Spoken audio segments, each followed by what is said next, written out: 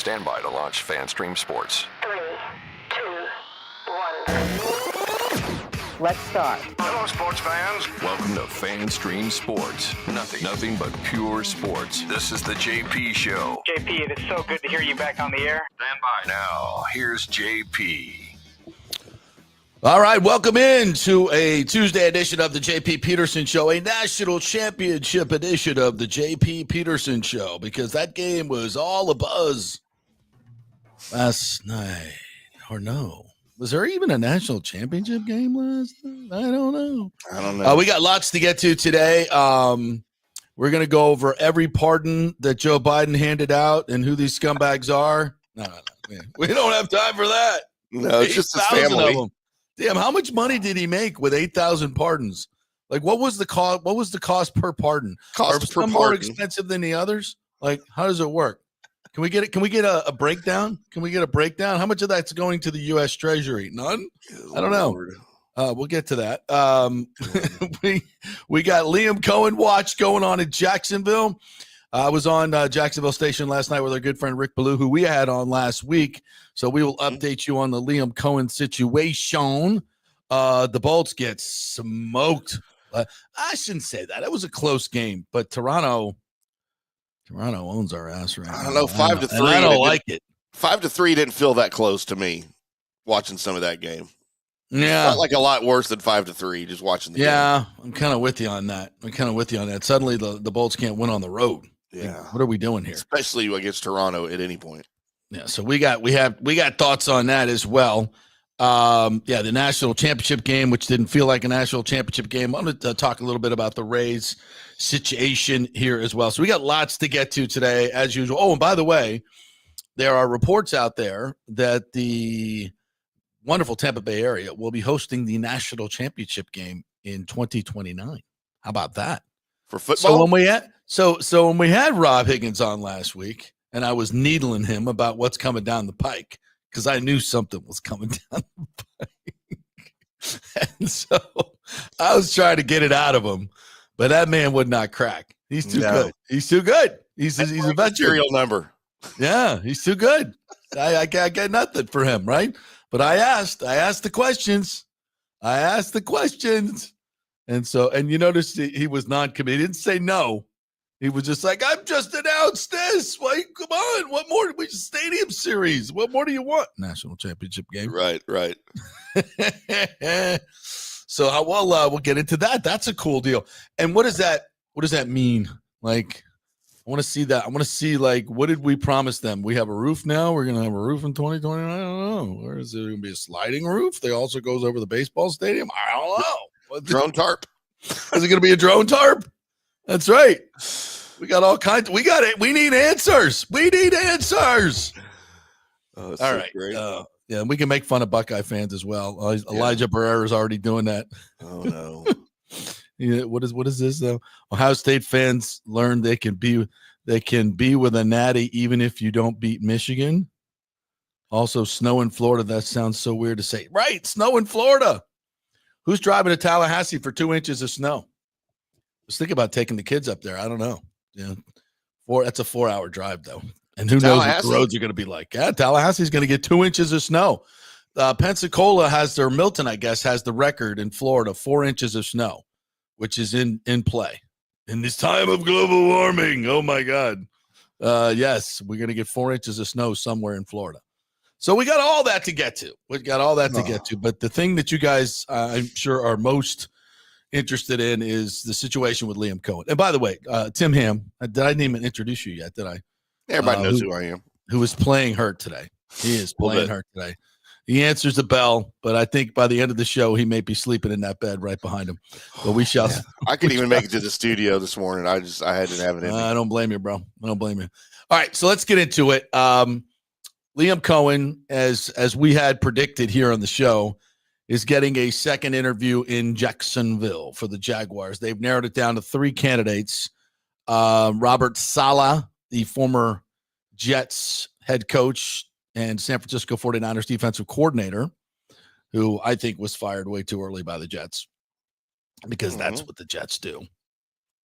And their defense went in the tank. Did you see their numbers like their numbers were bad already to begin with when Saleh was there. Yeah. But when he was fired, of course, he was running the defense. Yeah. The defense was above average.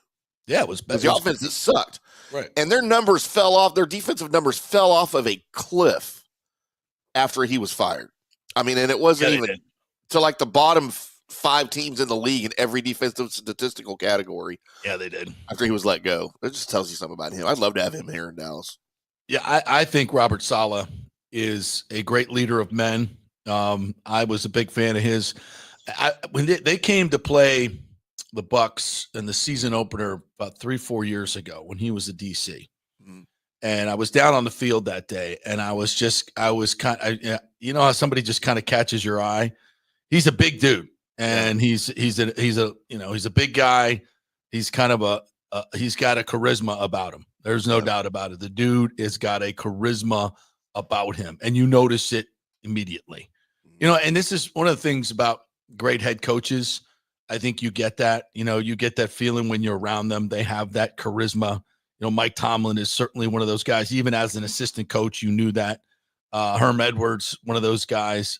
Even Tony Dungy has that regal feel to him. When he was coaching, he was like he was the man. You know, you just kind of get that feeling, even though he's not an outwardly, emotional guy. It was just you get that kind of sense. And Robert Saleh is that guy. So I think he's going to interview very well. I know the Raiders are interested in him I know the Cowboys have spoken to him. Obviously, he's a finalist for the Jags job, as is Patrick Graham, the Raiders defensive coordinator.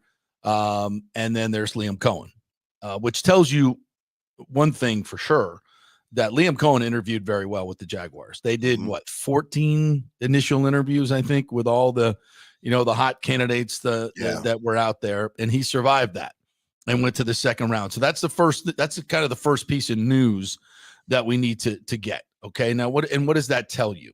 What does that tell you? It tells you he's ready to be head coach in my mind. And this is something that, we've been telling you for a couple of weeks now, because I've talked to people specifically about this in the know that are in these meetings with him. And I've asked them, is he a leader of men? Do you get the head coaching vibe from Liam Coen? And to a man, they've all said yes. So it's not a shock to me. It should not be a shock to you as a listener of the show that he interviewed well and is going to be most likely. I think Saleh gets the offer in Jacksonville, but he may have other offers. So, I don't think Patrick Graham is a serious finalist here. No. I think we kind of know what that's about, which is stupid. And here's some interesting Liam Coen news for you out of Dallas.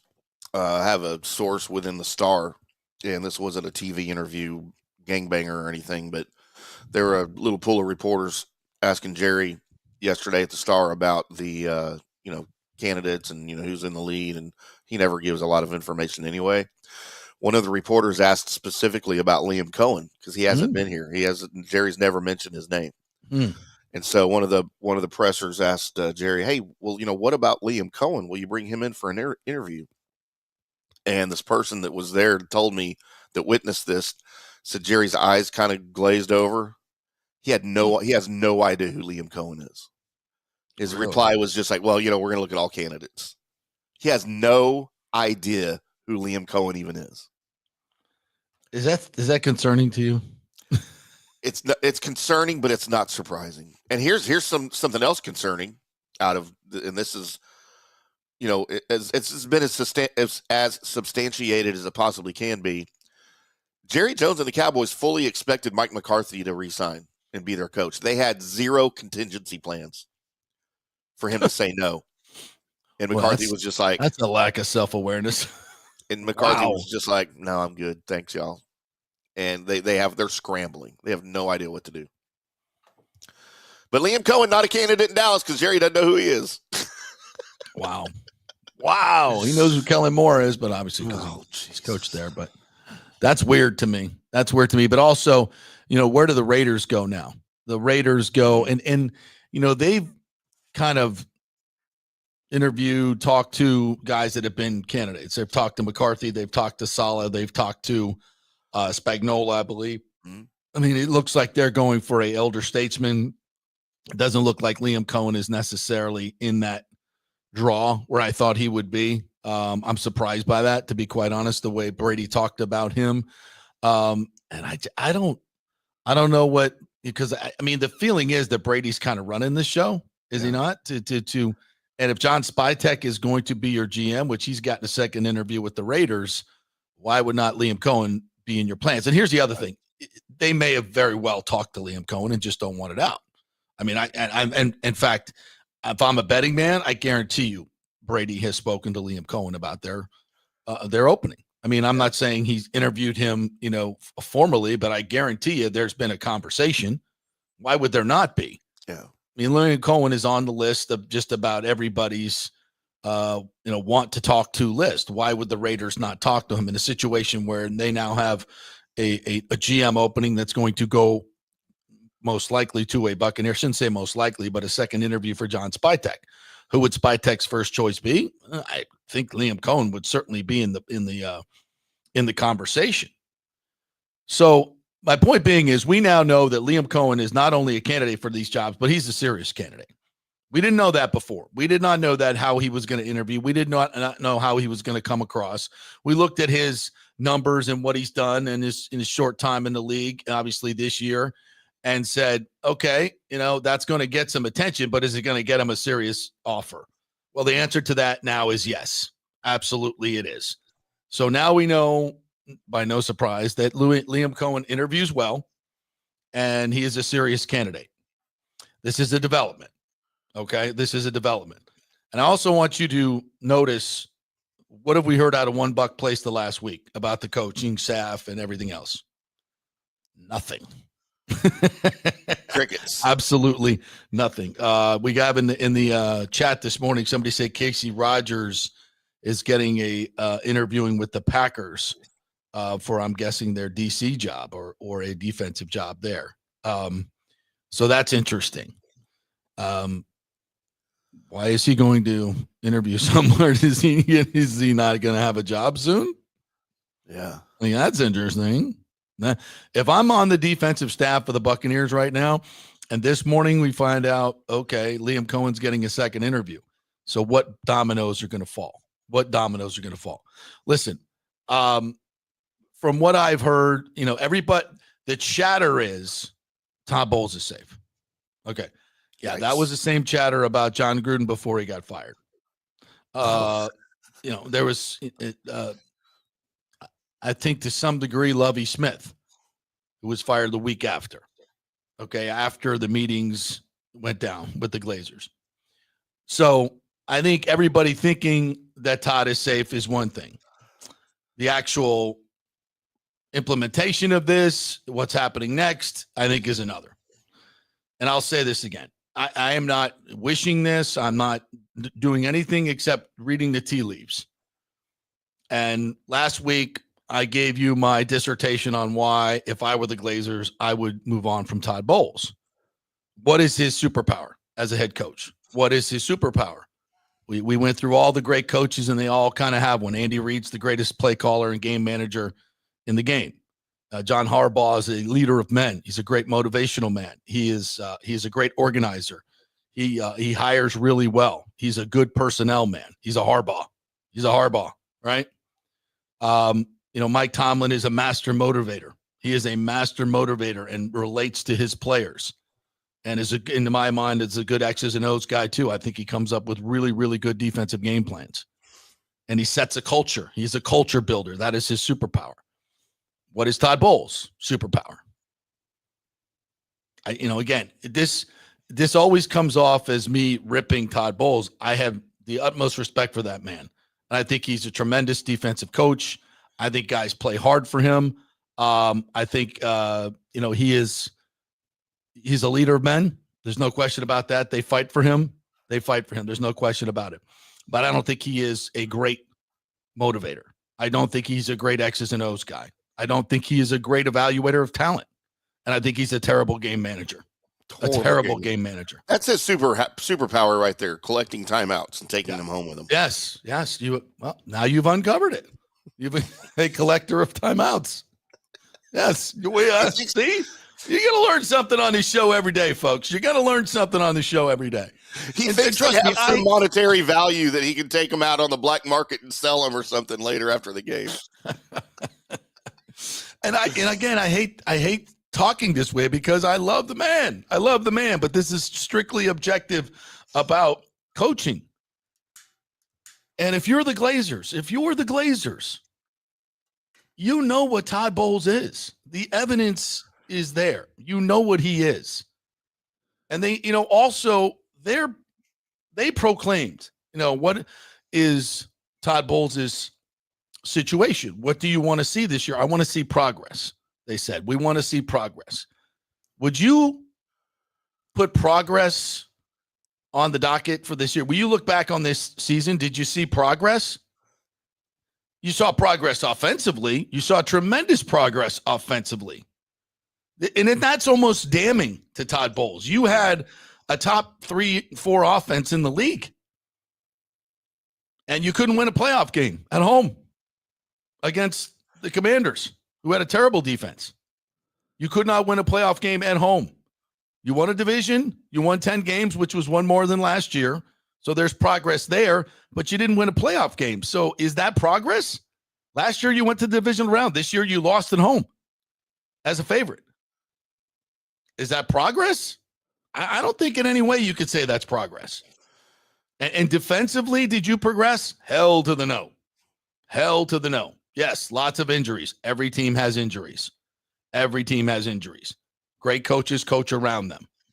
And that defense was 29th in pass defense, middle of the pack or below the middle of the pack in almost every category. Horrible in bottom fifth in takeaways. I think they were, I have to check, but I think it's bottom fifth in takeaways, 7 interceptions. I mean, that's not good. And you're the defensive head coach, and you're making no adjustments to your staff defensively. And that's something that in the past history, when Lovie Smith said that to the Glazers, they said, "Oh, really? Well, then you're not going to be the head coach." So all these, when you evaluate Todd Bowles, but come back time and time again you go look at any top 20, rank the coaches in the NFL. He consistently ranks in the bottom third for whatever that's worth by the media, right? For whatever that's worth. Consistently does that. Consistently turns in a 500 campaign, and go back and look at some of these games. You almost lost to the Panthers. You should have lost that game to the Panthers. And again, egregious mistakes in game management. Egregious mistakes in game management. Egregious mistakes in game management in the playoff game in terms of timeouts. Egregious. And now you have a young up-and-coming coach who may be the next Sean McVay. I don't know. You don't know. Nobody knows. There may not be another Sean McVay. Obviously, he's done things that at a young age that are historic, obviously, in the league. But do you think there's a good chance that Liam Coen could be one of the next great young play callers in this league? The evidence suggests yes, dramatically. Dramatically. That's what everybody is after in this league. He's 39 years old. Todd Bowles will be 62 years old next year and has said he's not really in this for the long haul in terms of coaching. And again, for me, and this is just my opinion, if I'm a Glazer, if I own this team and I'm invested emotionally as I am in this team, and maybe Todd Bowles was joking when he said this, but when your playoff life is on the line, watching and a team you're going to play the next week, by the way, the Atlanta Falcons and the Commanders, you go to sleep.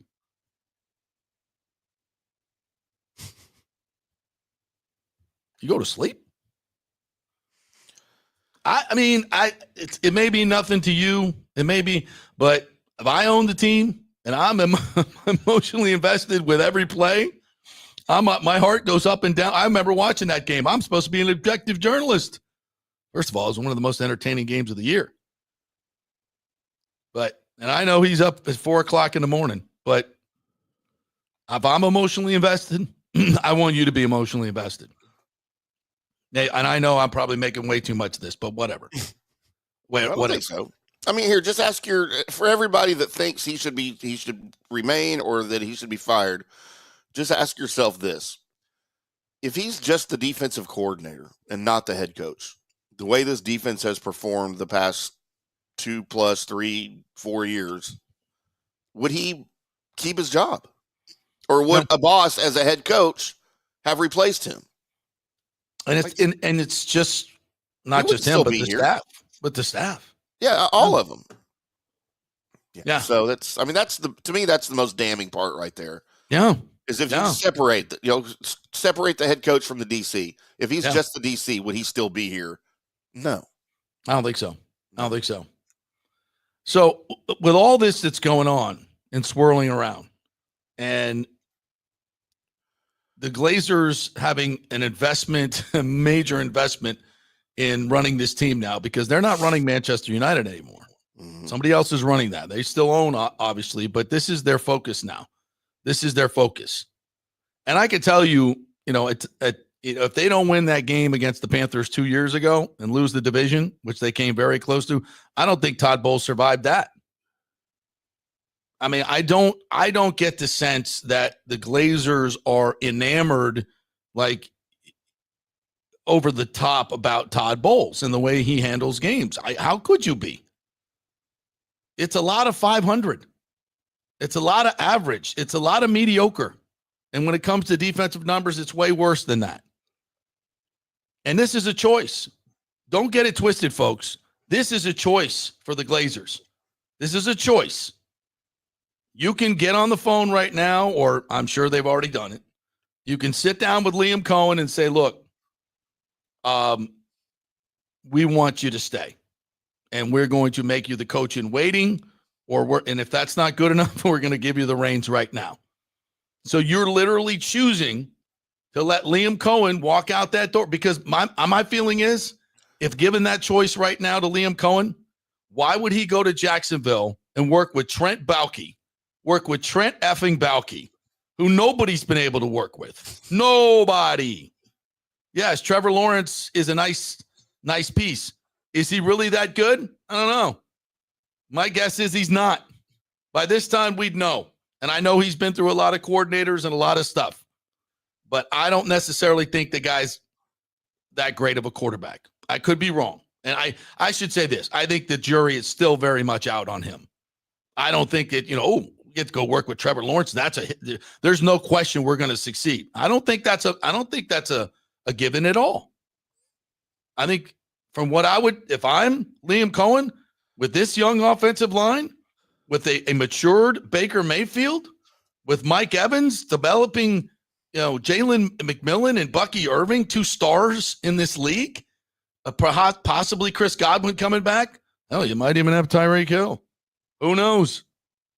But when I look at this young offensive line as an offensive coordinator, I say to myself, I can do a lot with this. He knows what he has here. Why would you go anywhere else? The camaraderie at this place is off the charts. How do you know you're going to have that in Jacksonville or anywhere else you go with Trent Baalke, the divider? No, you don't know who your boss is. Shad Khan, Glazers. You know the Glazers. They love you. They love you like a son. And they're a lot more stable. Look, what has Jacksonville ever done? I mean, what the hell, they may be moving to London. Nobody knows. That's not happening. I know they're building a new stadium. Oh, revamping an old crappy stadium. Whatever. Yeah. Look, there's a lot of question marks. You got a lot of stability in Tampa. This is where you've made your mark. So I think that the point being, this is a choice for the Glazers. You're choosing Todd Bowles, a soon-to-be 62-year-old, under 500 coach. Barely over 500 with you. With all the issues that we brought up, do you really look at Todd Bowles and say, that's the guy that's going to get us over the top? Come on, man. And again, I hate being pejorative in any way towards this man, but let's just, come on. And here's another thing. This is the entertainment business, whether you like it or not. It's the entertainment business. And yes, winning brings fans. No question of winning sells tickets. But so does Sizzle. Sizzle sells a lot of tickets too. And you could sit there and say, well, there's a lot of good pieces on this offense. We can bring in anybody and the offense will be good. I think it will be good. With you'll find a coordinator and it will be good. Will it be top 5 good? Top 4 good? Most balanced offense in the history of the game in the Super Bowl era? 32-2 in rushing? Will it be that good? No, I don't think it will be. And the winning and losing in this business is this. It's so close. Every little edge you can get, you got to get. This is not a little edge. This is a humongous edge. A gifted play caller, scoring points, chemistry, continuity. Hello? Yeah, you can go get a new guy. And you know what you're going to be doing? Installing all off season. Not perfecting where the good teams are every year. Patrick Mahomes, Andrew Reid, you think they're they're installing? No. They're perfecting year in, year out.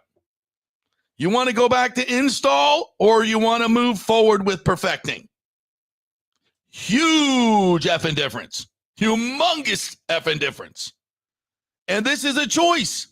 You're going to choose to go backwards offensively and stick with a defensive coordinator who's also moving backwards and making no changes, who has a really hard time managing the new aggressive game and is not built for it, frankly, in terms of aggression in everything he does, who's slow to change personnel, who's slow to do everything. You're going to choose to stick with that guy who's probably going to retire in the next couple of years and just say, hey, good luck, Liam. Nice. That was a fun year. I don't believe that. I just don't. In my soul, I do not believe the Glazers are that dumb. I hate to say it that way because it sounds insulting to Todd. But when you lay it out like that, that's your business, man. And back to selling tickets. What does your fan base think? Yeah. What would the poll be? Should we put one out? Well, it just, the timing of all of this is very curious because if that's their plan, what are they waiting for? And why are you letting Liam Coen continue to go on second interviews with clubs if your plan is to relieve Bowles of his duties and replace him with Coen? Well, then why are you letting him interview? Because I think they're very sensitive to all the issues. And I think when you look at the Glazers' track record in terms of hiring minority coaches, it's the best in the league. It matters to them. It matters to them, and that is a fantastic thing. They have been leaders in that way, and I applaud them for it. Absolutely. But it also, I think, gives them leeway to make an objective choice in this way of what's best for this franchise moving forward. And as I just laid it out, I don't think yes, there's going to be, certain analysts that jump all over them. And that's going to be the case. But if you're running your business that way, or you're making life's decisions based on that, especially in this supercharged, world that we live in, a political correctness, I think you're going to make a lot of bad decisions. And I think we've seen that bear out in recent times. I think we've seen that. This is a meritocracy. This is about, the NFL is about what do you produce? What is, and how can you predict the future? None of us can, obviously, but you have to look at signs and look at where, of all this that I just laid out, the Glazers are smart people and they move proactively. Again, we've talked about this a lot. The Dungy Gruden thing is very, very similar right here. They reached the plateau under Tony. Now, could Tony have won a Super Bowl here? Yes, he could have. They could have gone and find with Brad Johnson and building off, gotten a different offensive coordinator to come in and juice that thing up. But they got to a point where the Glazers thought it was stale. And they made a bold move to go get Gruden, and it worked.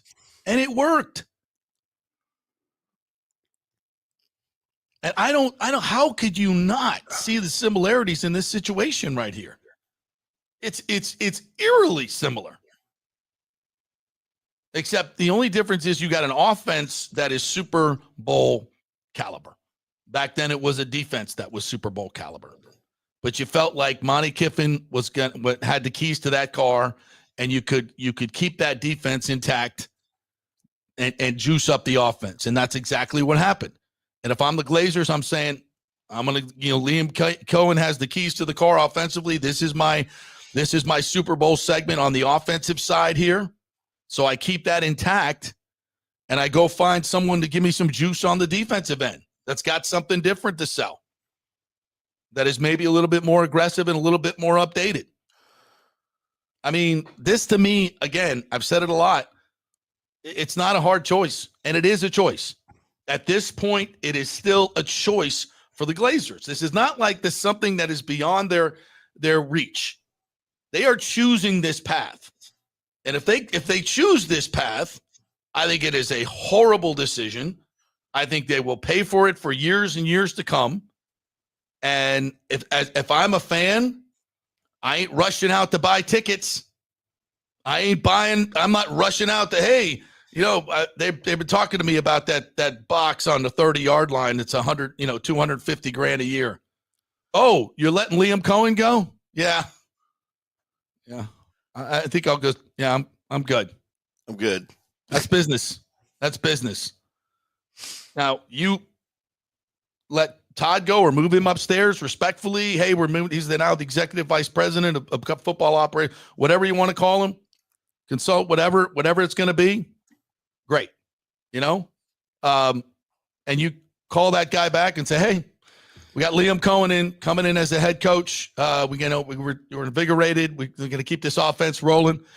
Sign me up. I'm good. Where do I send the deposit? That's business. Yeah. That's business. You got to excite the fan base with something. Absolutely. It's entertainment. Mediocrity doesn't, trust me, I've been following the Cowboys for a long time. Mediocrity doesn't excite anybody. Exactly. And look, here's the deal. There's a lot of comments about people saying, dude, he won 4 straight division titles. That's got to count for something. That's why they won't fire him. Well, if all you care about is winning division titles as a franchise, then that's great. If you care about winning Super Bowls, then that's not good enough. 100%. 100%. And you guys may be right. They're not firing him. You may be right. I don't think it's the right decision. And I think there's a lot of people in the fan base. I think there's a lot of people in football that would agree with me. But I also understand it's also something that people don't want to say out loud. I get it. I don't think the Glazers have any issues with that whatsoever. They've proven themselves in that realm beyond a shadow of a doubt. Yeah. And again, they fired Tony Dungy for John Gruden, and it was the right call. And won the Super Bowl. And that marriage didn't even last very long, right? How many years was Gruden there? 7 years. Okay. I believe. It was 7 years, yeah. Yeah, and it was, a lot of bad stuff. They won 3 division titles. They were competitive under Gruden for the most part. But the Brad Johnson they won a Super Bowl. That's all that matters. That's all that matters. Brad Johnson was my fantasy quarterback back in that day. Oh, I loved him. When he was with the Vikings, he was rolling up numbers. Yeah, I had him then too. Yeah. Yeah. So let's take a break and come back and look at all the comments that are coming in. I want to get to all you guys and what you feel. Let me know how you feel about and let's understand that this is a choice. And I don't know if we've laid that out as plainly as we need to, but certainly at this point, it's a choice. It's a choice. And what are the Glazers going to do? We shall see. We're brought to you by the Jeeves Law Group, JEEVESLawgroup.com. They are local, they are trusted, and they get results. If you've been in an accident or you have any legal questions whatsoever, the Jeeves Law Group is there to give you a free case evaluation. Scott Jeeves is one of the most highly decorated attorneys in this area. He's led class action suits. He is the man. So if you're involved in any type of accidents, you want someone aggressively represent you, it is Scott Jeeves and the Jeeves Law Group, JEEVESLawgroup.com. Non-attorney spokesman, Tampa and St. Pete offices. Back in 3. Ciao, Paolo Tini here, owner of Caffè Paradiso, voted number 3 People's Choice Award on Open Table. I want to thank all our loyal family of customers that have been enjoying our great traditional Italian dishes we make from scratch every day. It's a great family story we're proud of. Our family moved from Rimini, Italy in 1984. My dad, Caesar, started Donatello, and that's where I got the start in the restaurant business. I started Caffè Paradiso on South McDill in 1995, and we've been there ever since. From our traditional ossobuco, a veal slow roast for 4 hours, to our daily fresh catch, the Gruppo Paradiso, with a piccata sauce and lobster claw meat, homemade pasta like lasagna, farfalle salchicha, which is a bow tie pasta homemade with fresh sausage. Hold on a minute, JP's favorite. I love it. So come and have a glass of wine with me on South McDill. Get a reservation on Open Table and see all our 5-star reviews. Ciao, see you soon at Paradiso. So many of our Tampa Bay neighbors are finding out the hard way from Hurricane Helene that homeowners insurance does not cover flood damage. You must have flood insurance. It's a separate policy. Immediately call Italiano Insurance at 813-877-7799, and they will shop around to find the best policy before rates go up. Lock it in.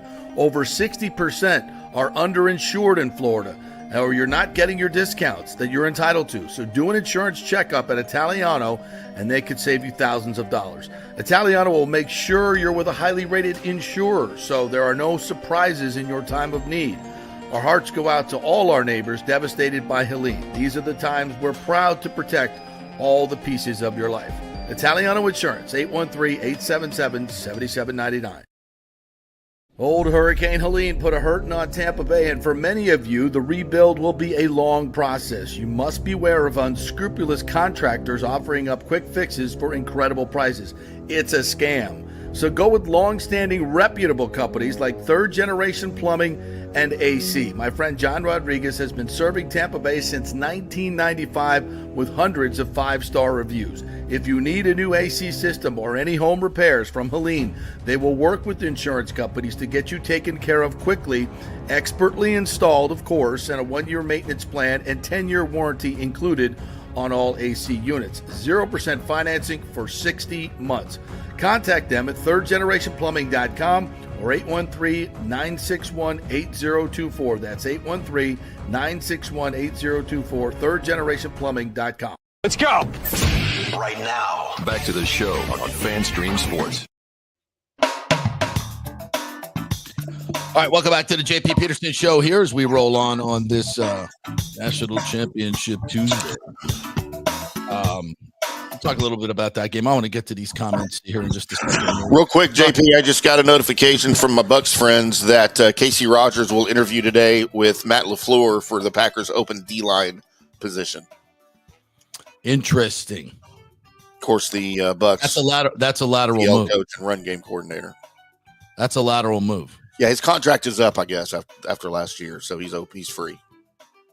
Okay, but again, that's a lateral move. Yeah. Why would you do that if you thought you were safe? Yeah. Well, come on. He can get more money from the Glazers. Good. Yeah. If he's valued, he should. I think it's interesting, though. I think it's definitely interesting. We haven't seen any of his coaches leave in the past 3 years, right? For the most part, defensively. They got it good here. They know it. They got the system. It's pretty much business as usual. So I think it's interesting that happened today. So listen, do I think that the Bucs, that the Glazers wanted to run it back with Todd Bowles? Look, if you can run it back with Todd and Liam, it wouldn't be what I would do, but I get that. I totally get that. Continuity works. I get it. Add some pieces to the defense, and Todd's proven he can come up with Super Bowl game plans. He hasn't. I don't think he's been great as a HCDC.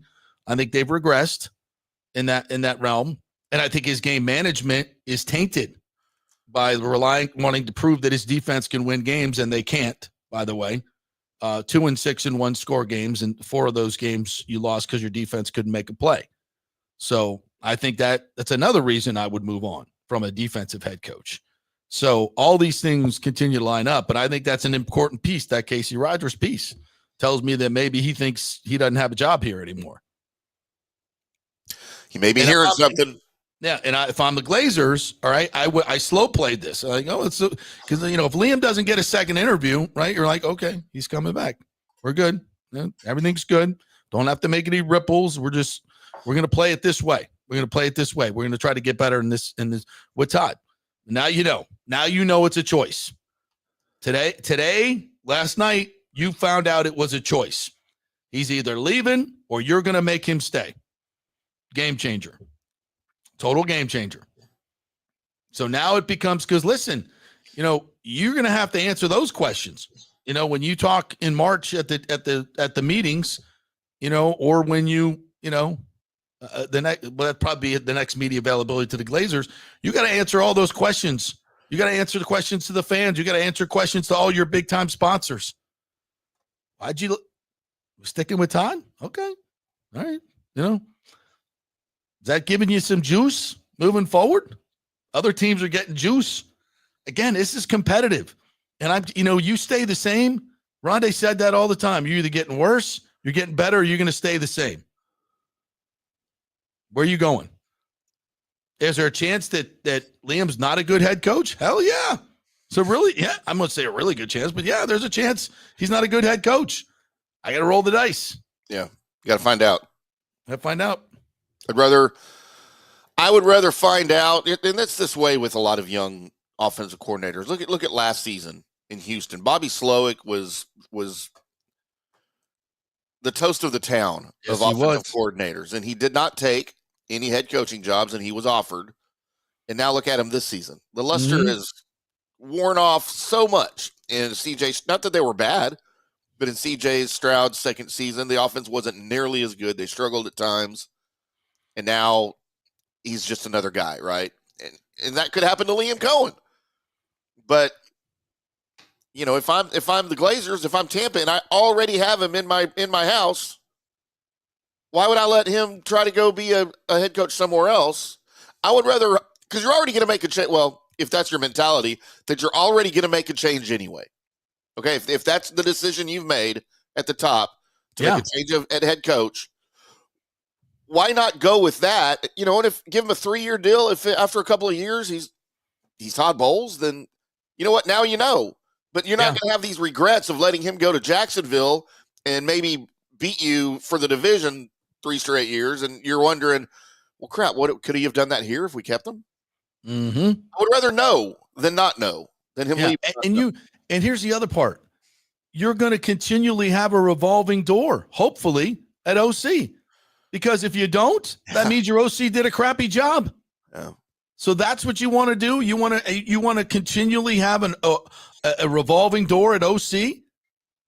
That doesn't win in this league, man. Sorry. I just cannot. I cannot picture the Glazers making that choice. I just can't. And I may be wrong. And I think if they do make that choice, it's a terrible choice. But that's just my opinion. What the hell do I know? Bucks Basement says, JP, I'm so pissed off with this fan base. Like, they truly believe that they can just replace Liam Coen and just be fine. They truly are in such a rude awakening. He says, especially with the news now that Bowles clearly is not replacing his yes men, which means more of the same old crap next season. We're just delaying the inevitable with Bowles and losing Coen. Mistake. Could not agree more. Elijah Barrera says Ohio State fans learn they can beat with a Natty even if you don't beat Michigan. Yeah. By the way, how are you feeling this morning, Ohio State fans, especially all you that wanted to replace Ryan Day? They still do. Yeah, they still do. Because they didn't beat Michigan. So I did say, will we drive 4 hours for 2 inches of snow? Lonnie says, I've known some people who drove a few hours for just 2 inches. I don't think anybody's in the house for just 2 inches. I know lots of girls. Money that if Bowles was fired, nobody would be interviewing him as a head coach candidate, says Bucks Basement. I think he would. Well, number one, because he's a Rooney Rule candidate, so he would get some looks. Just like Byron Leftwich got an interview in New England. So you might think they were interested in hiring Byron Leftwich as their head coach. No. It's so insulting. So insulting. Robert Saleh says, or Hernando says, Robert Saleh couldn't coach himself out of a paper bag. I disagree. How do you know that? Because he didn't do it with the Jets? Nobody's done it with the Jets. Disaster. The Jets are a disaster. Listen, look at their owner is nixing trades because of Madden. A player's Madden rating. His 19-year-old grandson told him. Are you effing kidding me? Grandpa, he's a bad player. You gonna lay that on Robert Saleh? I don't know where he's gonna end up, but if it's a good situation, a good strong ownership group, which a lot of these that are open are not. I think he can be a good head coach. I still do. But who knows? Bucks Mason says, guarantee you, JP, all these media outlets talking about Bowles will be calling for his job when the offense regresses and the defense isn't fixed. I got that. You got that right. Bucks Rays Bolt says, what mean Todd Bowles' job safe? What mean Todd Bowles safe? I don't think so. No. Todd Bowles has been eating too much steak and lobster lately, says Hernando. Is that literal, or is that think he's just comfortable? Like he's comfortable. Yeah, that's what I'm thinking. I mean, yeah, I get that sense. If he wasn't comfortable, he'd be making changes on his staff. Beth, yep. Yes, Bucks not scared. Leave Liam gone. Yeah. I mean, I guess the Glazers. Rick says the Glazers are going to fire Todd on Sunday, but he received the presidential pardon.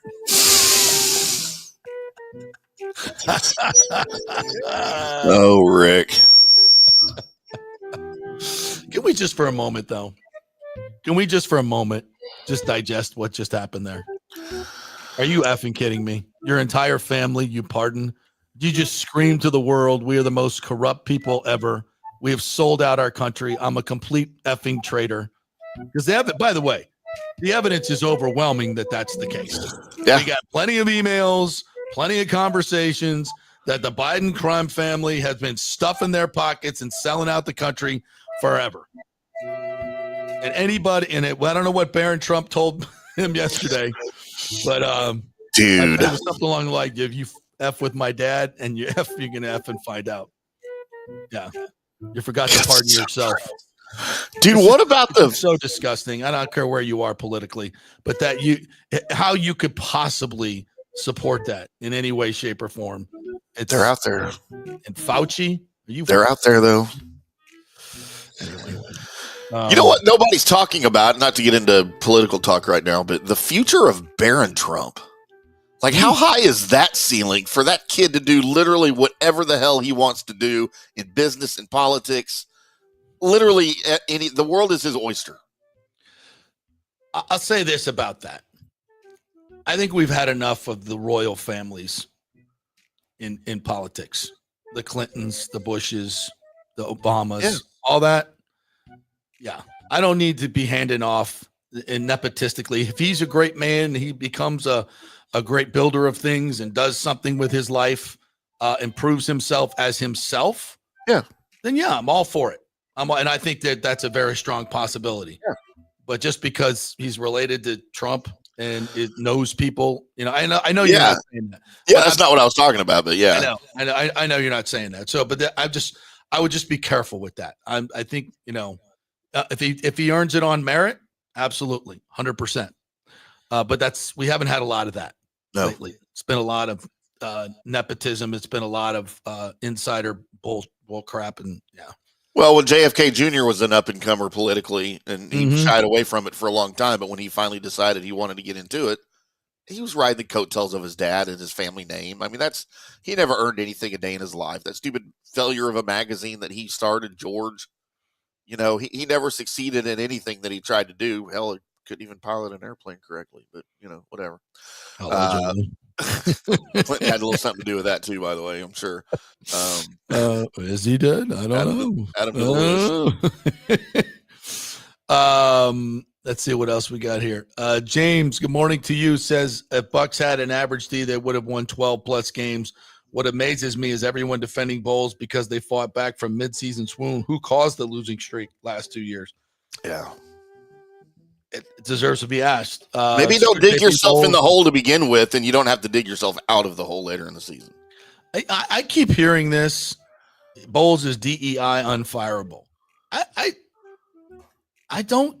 Again, the Glazers are not an organization. You want to throw that at the Cowboys? Sure.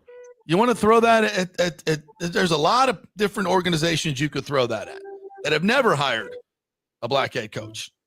But the franchise that's hired 4. Yeah, that's silly. That had the first female full-time assistant coach and all that they do. Come on. If you're running your, I don't see that. Tony Dungy, John Gruden. Come on now.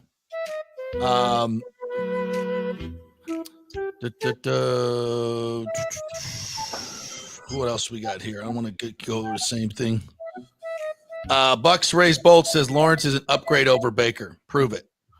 I don't believe that. Yeah, prove it. Where's that coming from? I don't think he's better than Baker Mayfield. Yeah, he's made of glass for one thing. James says Glazers can make Liam the highest paid OC and guarantee he will be head coach when Todd retires, or Glazers meet with Todd and simply give him a great opportunity to stay with the organization and help with hiring a DC. Absolutely. There's no shame for Todd Bowles here if he goes upstairs. It feels like that anyway. He's not a guy that's going to coach into his 70s. His son just transferred to Michigan's going to play this year.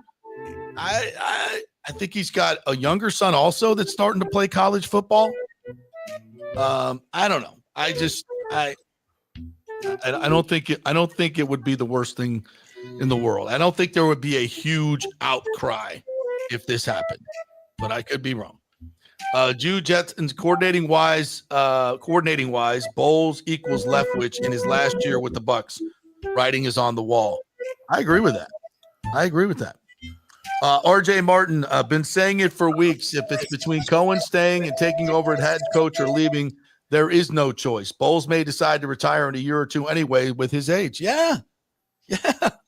He could retire next year. They have a bad year and then they, and meanwhile, Liam Cohen's, taking the Jags to the playoffs. You want to sit around for that? No, not me. Not me. I do not sign up with that. Could trade for Mike Tomlin? No.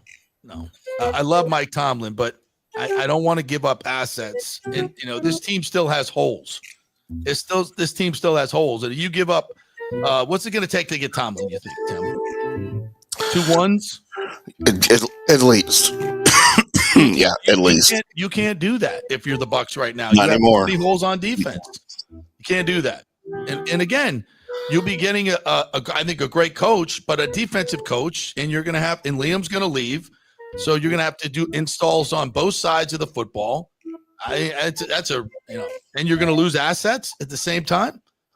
As much as I like Mike Tomlin, I think that's a really bad idea with the roster you got right now.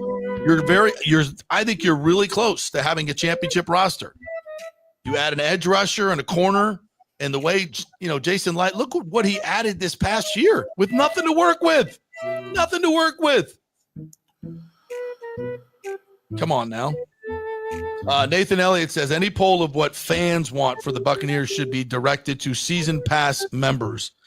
The couch GM potatoes do not count because they are not buying the tickets and they aren't going to games.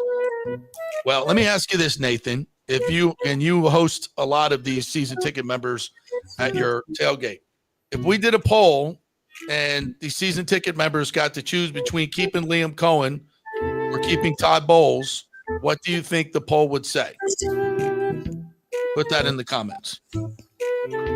I wanted to correct something I saw. I don't remember who it was in the comments earlier when we were talking Jags. Somebody said something about the Jags have only been to 1 AFC championship game. That's incorrect. They've been to 3. Yeah, they're short tenure. Now, they've never won one. They've never made a Super Bowl. But they've been to an AFC championship game with Blake Bortles as their quarterback. Mm-hmm. Okay, Mark most Brunell. recently. Yeah, Mark Brunell was good. And Mark Brunell. So, as an organization, is it great? No, but it's better than some. Certainly better than Cleveland. I've made this point, but Buck Spaceman makes it again for me. Said, JP, there's a massive difference. Dungy is leagues better of a head coach than Bowles ever was. and he's a lot more beloved than Bowles is with the fan base, and it's not even close. I totally agree. And they still made the move. So if you don't think the Glazers are willing to do this because of, whatever your political correctness thing is, I think you're way off base. And again, I don't think it applies to them. I really don't. They've proven themselves.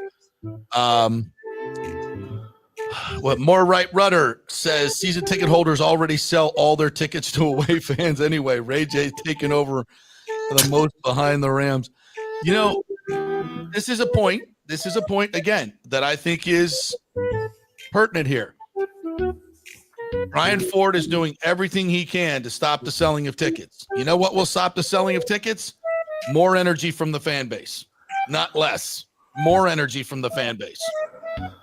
You're getting more energy from the fan base or less if you let Liam Coen go and Todd Bowles remains on.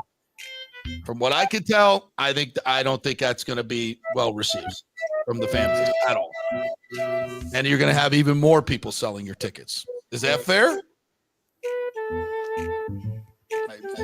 Somebody debate me on And that. look, here's something else that is getting lost in the discussion of losing your offensive coordinator. Other than the fact that he appears to be an amazing offensive coordinator, and you don't want to let him go. When we had BJ Daniels on, I brought this up, and we talked about Baker Mayfield and the number of offensive coordinators he has gone through in his career. In 4 seasons in Cleveland, he had 3. Then he goes to Carolina, he's got 1. Then he goes to the Rams, and he's got 1. This is his 2nd season in Tampa, and he's had 2. So you lose Coen, now he's going to have a 3rd. There's something to be said for continuity in the NFL between an offensive coordinator and a quarterback. And Baker Mayfield has been successful despite having all of these ridiculous number of offensive coordinators. If I'm the Bucs, if I'm the Glazers or whoever, Jason Light, I want some continuity for Baker.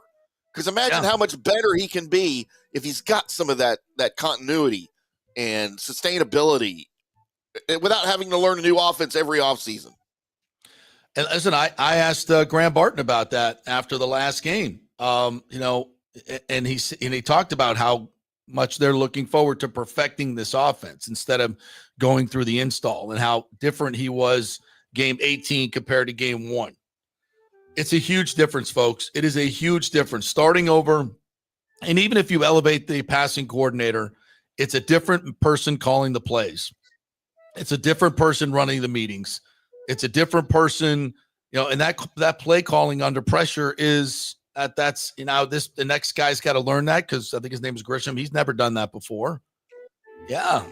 You're making things harder in a most competitive league in the world. You're making things harder for yourself. How does it improve the team? It, without question, does not. And it's a choice. Why would you choose to make your team less competitive? It's crazy. I don't get it. Because you don't want to fire a person because Nathan Elliott says, we'll continue to be a season pass member. I do not sell my tickets online. I am at every home game. He is right. He is definitely passionate about that. Jew Judson says, it's raining here. Great day to let him go, similar to Dungy. We win a Super Bowl next year. That is cold, Jew Judson. So you want to reprise the head coach putting his personal belongings into the back of his car in the rain like Tony Dungy had to do with his box? Yeah, I don't think we want to ever see that again. It was nuts. Christopher Cole says, just ask the Saints about winning division titles and just one Super Bowl. Oh, nice. What else? Bye D-line. Goodbye, says Bucks raise bolts about Casey Rogers. What else? Anything else new in here? RJ Martin, the division should only get better from here. If we aren't getting better, we're going to get left behind. Bowles, as great a person as he is skimming the surface right now, in my opinion. I agree. This division is getting better. The Panthers are getting better. The Falcons, they got their quarterback now in Michael Penix. They got a hell of a running back in Bijan Robinson. They got the number one receiver in Drake London. They got to get their defense right. Raheem Morris fired his best friend Jimmy Lake to go get a new DC because he wasn't good enough. Yeah, you don't think that came from the top? Yeah. You think they're standing pat? No, they're not. They're making moves. James asked, JP, do you think Todd would rather move upstairs than fight this battle? Hiring another OC seems Glazers can solve this easily. That's another thing. Now Todd's got to go, spend the offseason going and finding another OC. And obviously, Jason Light's going to have a huge hand in that. And, the organization will have a huge hand in that. But, yeah, Todd's got to sit around and do another round of OC interviews and go find another one. Again, how does that make your team better? And it's a choice. It's a choice. Michael LaRue, good morning to you. Said, do the Bucs want to be known for the organization who let Sean McVay, Kyle Shanahan, and Liam leave the building? No team is saying we have to get Todd Bowles. Correct. I just wonder how different his defenses would be and his defensive play calling would be if that's all he had to worry about. And he doesn't have to worry about being the head coach. Yeah. I think it would be better. And that's the thing. If you're sitting here telling me Todd's going to just be the head coach, they're bringing in a DC who's going to bring in a new staff, I would be like, okay, and you're keeping Liam? All right. I'm intrigued. Right, now we're getting better. Now you're making moves. Now this team is getting better. Or we're going to keep Todd and let Liam go? We're getting better. Think about that. And again, this is a choice. You're choosing to keep Todd Bowles. There's nothing that says you have to keep him. Nothing. As much as people want to say you can't fire Todd Bowles, yes, you can. Yes, you can. And they've done it before. So it's just crazy talk to me. Nathan says the season pass members I know percentage have spoken to about this are 80% just keep winning and 20% are fire Bowles. Many do not care if Bowles stays or goes. That's interesting. 20%?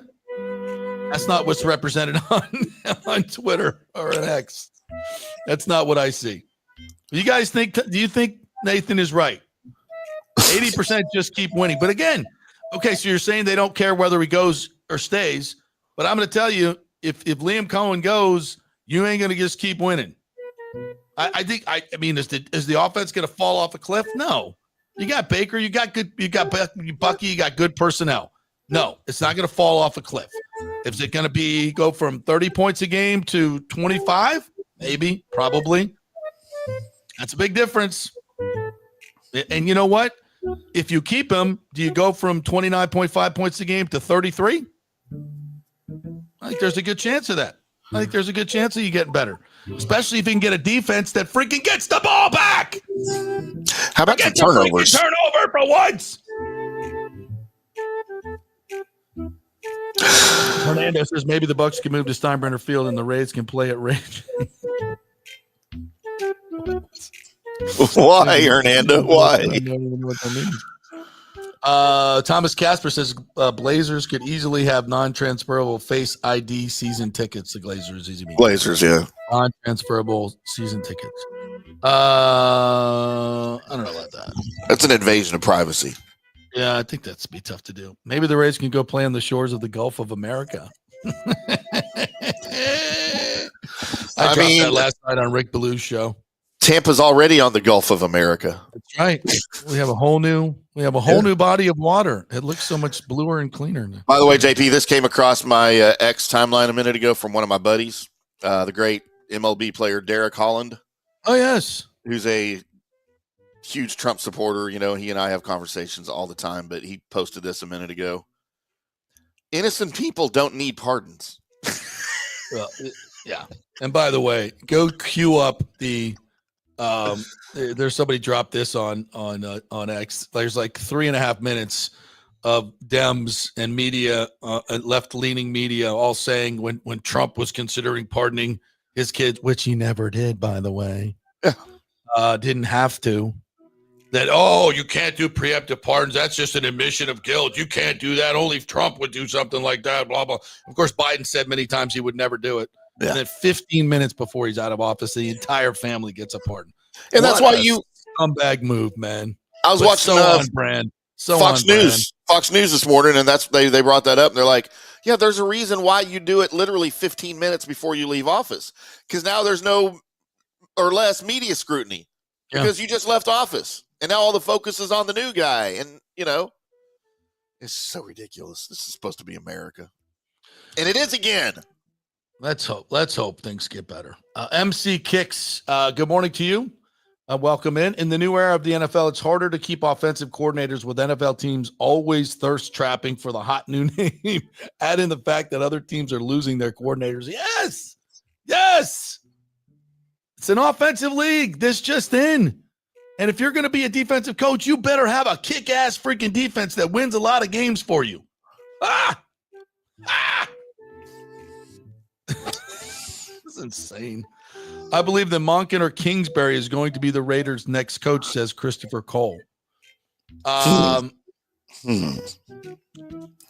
Is Monken and Kingsbury better than Liam Coen? I mean, you have no way of knowing. Monken's had some issues in the playoffs, in my opinion. But I think he's a great coach. I really do. And I think he's going to get a good head coaching job. And I'll be interested to see how he does. Really do. Kingsbury's already failed twice as a head coach. Once in the NFL and once in college. Let's not forget that. Mm-hmm. More right. Rudder says, how many OCs is Baker going to get head coaching jobs before he even gets an ounce of credit? Yeah. This is a great point. More right, Rudder. And I that's why I just said this offense is not going to fall off the map.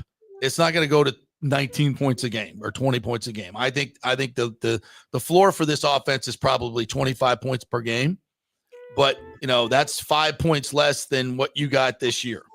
And that's a couple more losses, especially if you have a defense that's not improving or not, changing scheme or doing something different. I think it's not going to fall off the cliff, but don't you want it to go the other way? It can get better. It could get better. When you start getting into 33, 34 points a game, you're winning a lot of games. That should be a 12, 13 win team at least. As long as you're not allowing 40. 30 points a game, which is what they averaged this year, and that's without Chris Godwin half the season or more than half the season. Okay? You bring Godwin back, and you're 1 year more into this team, and you can actually get some freaking turnovers. This team should be scoring 33, 35 points a game. That's a championship level team. And you want to monkey around with the coordinator? Out of your mind. Right. And you know what? This offense under Coen, it could go the other way if it had a decent defense. If you wanted this thing to be a ball control, clock control offense, it could be with Bucky in the running game, where you win games that are 17-14, 17-13, 20-17. But who's winning championships like that? But you don't have the defense right now to hold opponents to 14 points, to 20 points. And you have to win in shootouts right now. And that's just what it is.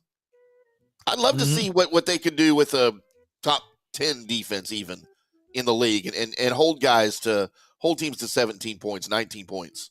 And watch them. Literally, it's what the Dallas Cowboys used to do in the 90s. They would wear you down in the first half and build a 10, 15, 20-point lead. And in the second half, they just pound Emmitt Smith the entire second half. And guys are begging to come off the field on the defensive side of the ball. Yeah, absolutely. Absolutely. But, again, you got to have a defense that takes the ball back to get your offense the ball, which we didn't see in the playoff game. Nope. All right, we'll take our next break here. Quick break. We'll come back on the other side. We're going to get into the national championship game last night. Curious. Big-time call by Marcus Freeman. I have issues with. Also, the Bolts last night have become Toronto's bitch. I hate to say that. But right now, they own us, and it's not good. It's not good. But I think it's also there's a silver lining here. There's a silver lining here we'll talk about. And I got a big problem with Kirk Herbstreit again. Again. Who doesn't? All that and more coming up in the second half of the show. We are brought to you by the Gold and Diamond Source. Folks, it's time to pop the question, right? It's 2025. You've been waiting too long. You've been, I don't have the money. Yeah, you do. 0% financing, 3 to 5 years. You can get a $5,000 ring for just $80 a month. You got that kind of money. You blow that at the casino. Don't tell your girl you ain't got the money for the ring. You do. And folks, whatever your budget is, they will find you something super, super nice at the Gold and Diamond Source. They're not going to pressure you to buy something that you don't want to buy. It is a great place. And guys, if you're looking for, a baller watch like one of these, you can go find you one of those at the Gold and Diamond Source. They got a great men's section there, all kinds of cool stuff. So head on over to the Gold and Diamond Source. Tell them JP sent you. Back in 3. Stay with us. Old Hurricane Helene put a hurting on Tampa Bay, and for many of you, the rebuild will be a long process. You must beware of unscrupulous contractors offering up quick fixes for incredible prices. It's a scam. So go with long-standing reputable companies like Third Generation Plumbing and AC. My friend John Rodriguez has been serving Tampa Bay since 1995 with hundreds of 5-star reviews. If you need a new AC system or any home repairs from Helene, they will work with insurance companies to get you taken care of quickly, expertly installed, of course, and a 1-year maintenance plan and 10-year warranty included on all AC units. 0% financing for 60 months. Contact them at thirdgenerationplumbing.com or 813-961-8024. That's 813-961-8024, thirdgenerationplumbing.com. So many of our Tampa Bay neighbors are finding out the hard way from Hurricane Helene that homeowners insurance does not cover flood damage. You must have flood insurance. It's a separate policy. Immediately call Italiano Insurance at 813-877-7799, and they will shop around to find the best policy before rates go up. Lock it in. Over 60% are underinsured in Florida, or you're not getting your discounts that you're entitled to. So do an insurance checkup at Italiano, and they could save you thousands of dollars. Italiano will make sure you're with a highly rated insurer, so there are no surprises in your time of need. Our hearts go out to all our neighbors devastated by Helene. These are the times we're proud to protect all the pieces of your life. Italiano Insurance, 813-877-7799.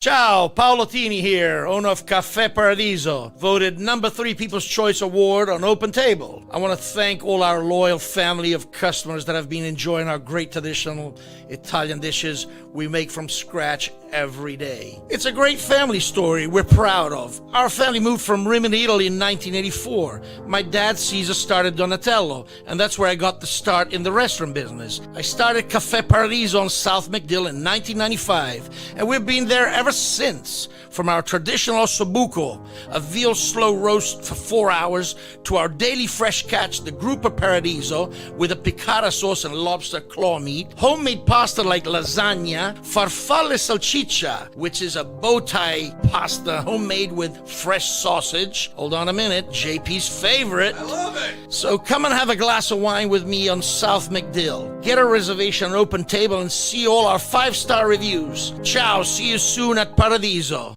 Let's go. Right now. Back to the show on FanStream Sports. All right, welcome back to the JP Peterson Show. We thank you guys so much for joining us. Boy, numbers are huge this morning. So we appreciate you guys jumping in as well. If you want to comment, go to Facebook and YouTube and also on the X machine, and we will bring you guys in. We love that we have so many comments. We really appreciate you guys jumping in. I think it brings a lot to the show. Obviously, we don't take calls, but we love your input, and thank you very much. There's no us without you. And please share the show and smash that like button. Smash it lots. And please subscribe as well to our show on YouTube, the JP Peterson Show and FanStream Sports. We need more subscribers. We'd love to see more of that. And at the JP Peterson Show, my new Twitter, which Elon, you rat bastard, you still want to get me back. It did me so wrong. 10,000 followers just gone like that. Sucks. Anyway, thank you guys very, very much. We do have Tito coming up at bottom of the hour too. For those wondering if we're going to talk OSU and Notre Dame, which we will. Rick says, JP, why wasn't Godwin available late this season? Exhibit B, Casey at the end of the game. I rest my case. Your Honor. Yeah. That's still on bowls for me. That's still on bowls for me. I don't have no idea why he was still in the game at that point. Hopefully there was lessons learned there. All right. National championship game last night. Very anticlimactic, can I say, as a season. I don't know if it was the Trump inauguration yesterday and the cataclysmic historical events that were going on yesterday between the pardons and the executive orders. I mean, the release of the J6 political prisoners, all of that. I mean, there was a lot of crap going on yesterday. MLK Day, MLK parades everywhere. And it was like, oh, and the national championship game. Or was it, and this is an interesting debate. Was it too much? Were we all wrong about wanting a 12-team playoff? Was it just too much? I got to tell you, it kind of feels that way. Really? Yeah, to me. And I've been leading the charge for this for a long, long time. It just felt like, it's droning on. I don't know. It just maybe it was the fact that there weren't compelling matchups. I guess if these games were better, then I think I would have a different feel. But so many of them were blowouts. And when you get to the end, you're just like, was it really worth Boise State and Indiana, Tennessee being in there? Like, did they ever have a shot to do anything? I don't know. More parity is coming. Is it just the fact that NIL has changed? And look, another selected quarterback, both of the teams, NIL quarterbacks coming out, go to highest bidder guys. Yep. Riley Leonard, Will Howard, both of those guys. So a lot of that. And now this is becoming quarterback. Every year is now quarterback derby. Who's going to go get the best guy? And guys like, Quinn Ewers, who lead their team to the semifinals. It's like, oh, you're not even going to play next year. People are already talking about where you're going to go, and he's going to the NFL. Good luck with that. Yep. Is it maybe just college football in general? I mean, has there ever been a bigger, more emotional fan for college football than me? And maybe the fact because my team had such a shitty year, I just didn't care anymore. So maybe this is just a personal thing. I don't know. I'm searching for answers here today, but all I can tell you is it had no sizzle to me last night. Notre Dame, Ohio State in the national championship game had no sizzle to me. I saw Dave Portnoy tweeted out the same thing, and a lot of people were saying that last night. It just doesn't feel big. It doesn't feel big. Well, I mean, outside of the two fan bases of those two teams, are there two more hated teams in college football other than maybe Alabama? I don't know. It feels like Notre Dame became this beloved team. With Marcus I felt that way. I was kind of pulling for them. And I've commented on this season of my hatred of Notre Dame since birth, right? And I don't know why. I can't explain it. Maybe it's because they were on TV on NBC freaking every weekend. They were like a pro team. They had their own TV contract. They always got the best players. I hated their coaches, with all apologies to Lou Holtz. And I have hated the stupid movie Rudy ruined sports movies for me. Oh my God, stop it. I've ever seen in my life, and didn't have 1 ounce of factual based information in it at all. But as the season wore on, I kind of became a little closet fan of Notre Dame because they're such a likable team. I had no problem with Marcus Freeman. I had no problem with Riley Leonard as a quarterback. I kind of like their entire team, right? Like, I had no issues with them. Did I ever at any point think they were going to win the national championship? Nope. They're not that good. And I don't think Ohio State's that good. I don't think we got the two best teams in the college football playoff. Really? That's what a tournament is about. Really? That's what happens. And I think who is better? Oh, I think Texas is better than both those teams. Well, Ohio State beat them. Yeah, exactly. That's what I'm saying. They didn't get there. That's the way a tournament works, and that's okay. Do we always have the best two teams in the NFL playing in the Super Bowl? No, not always. Very rarely. Yeah. Very rarely you get Injuries both. play a big part in it. Right. Weather plays a part in it. All kinds of stuff. Yeah. I But just that's think, the way. But that's the way it works. And I like the fact that you got to play your way to the Yeah, title. It's better me than too. leaving teams out that are deserving. Me too. But Um, if they'd have played this game on Saturday, on a day when I expect to watch college football, when I love reserving my Saturdays for college football, I think this would have been an entirely different experience for everybody if it was Saturday night. Now, I know we had NFL playing their stupid division games on a stupid Saturday, which I hate. I hate that they do that in the month of December. All right. You got your Thursdays, you got your Sundays, you got your Monday. Let college football and the college football playoff games play on Saturday. Plus, you played it on a Monday, like you said, that's MLK Day. And that was the inauguration day. All I could think about yesterday was inauguration. Not just any inauguration. No. Like this was, I didn't historic. give two craps about college football yesterday. Yeah, It was all I could do to make myself watch some of it. And then Ohio State started pulling away. I'm like, well, I'm done. I don't even want to watch this. Yeah, 28-7. I'm like, ugh. Yeah, I I'm was going done. back to watch the Lightning game. I started watching some Lightning on my online, and I started watching a cooking show, A Taste of Ireland. That's my new favorite cooking show.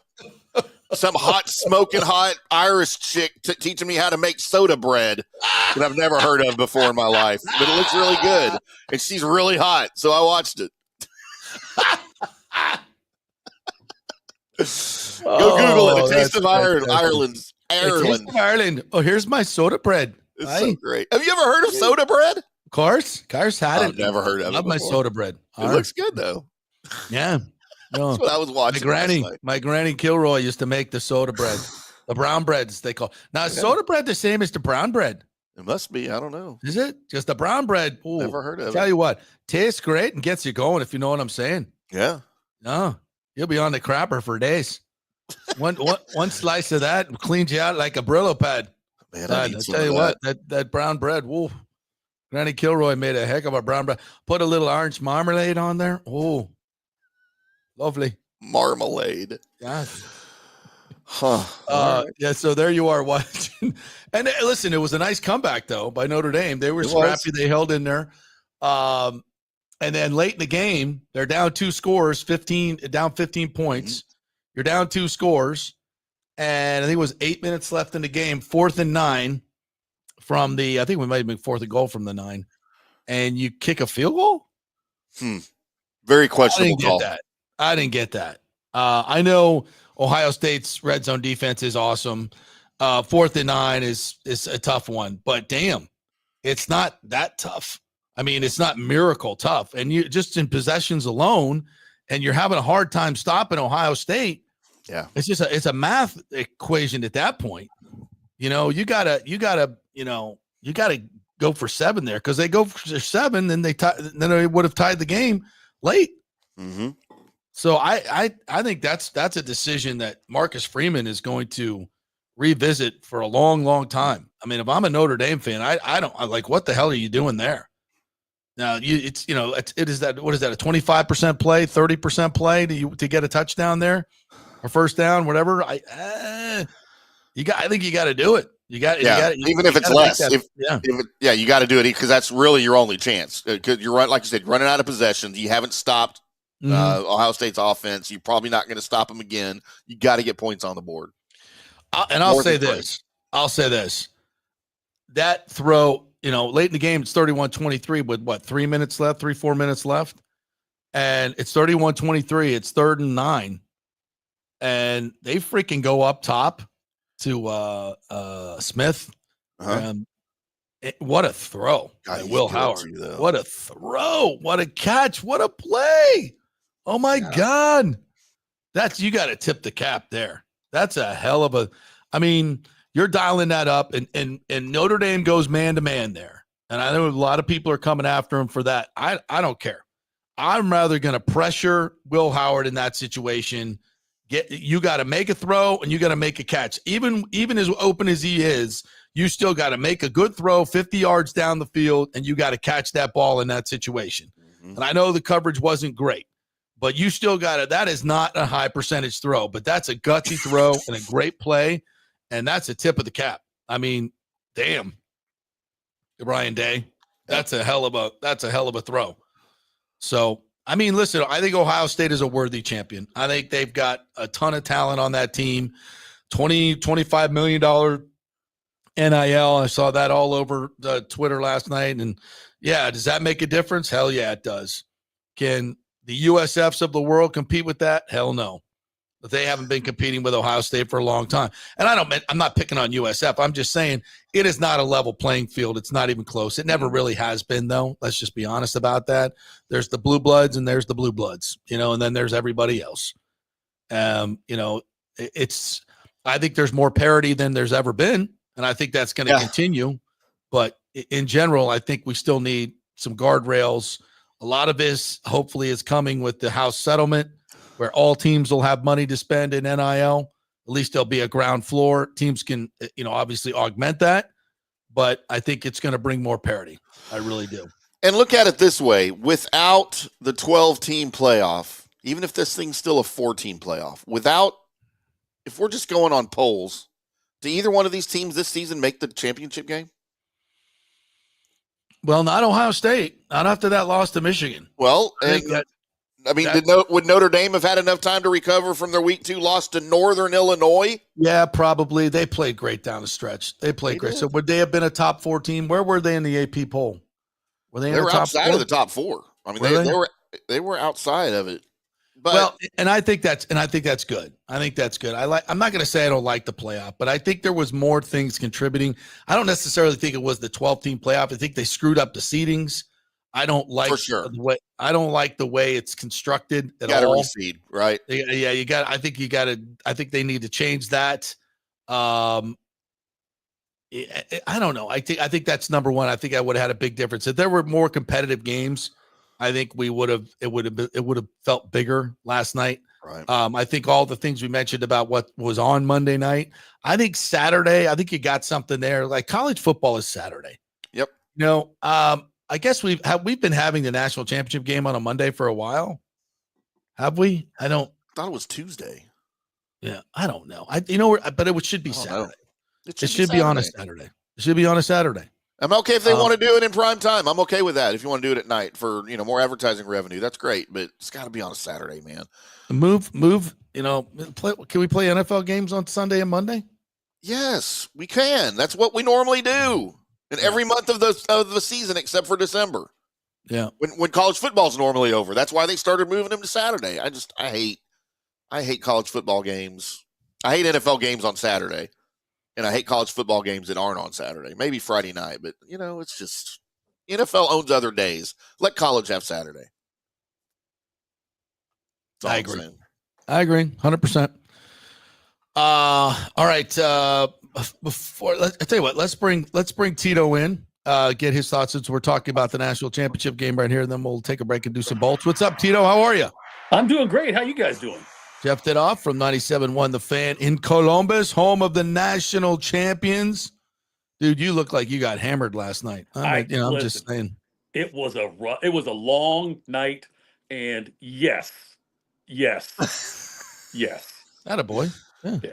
I'm kind of surprised you don't have a beer in your hand right now. Yeah, I don't like to day drink very often, but there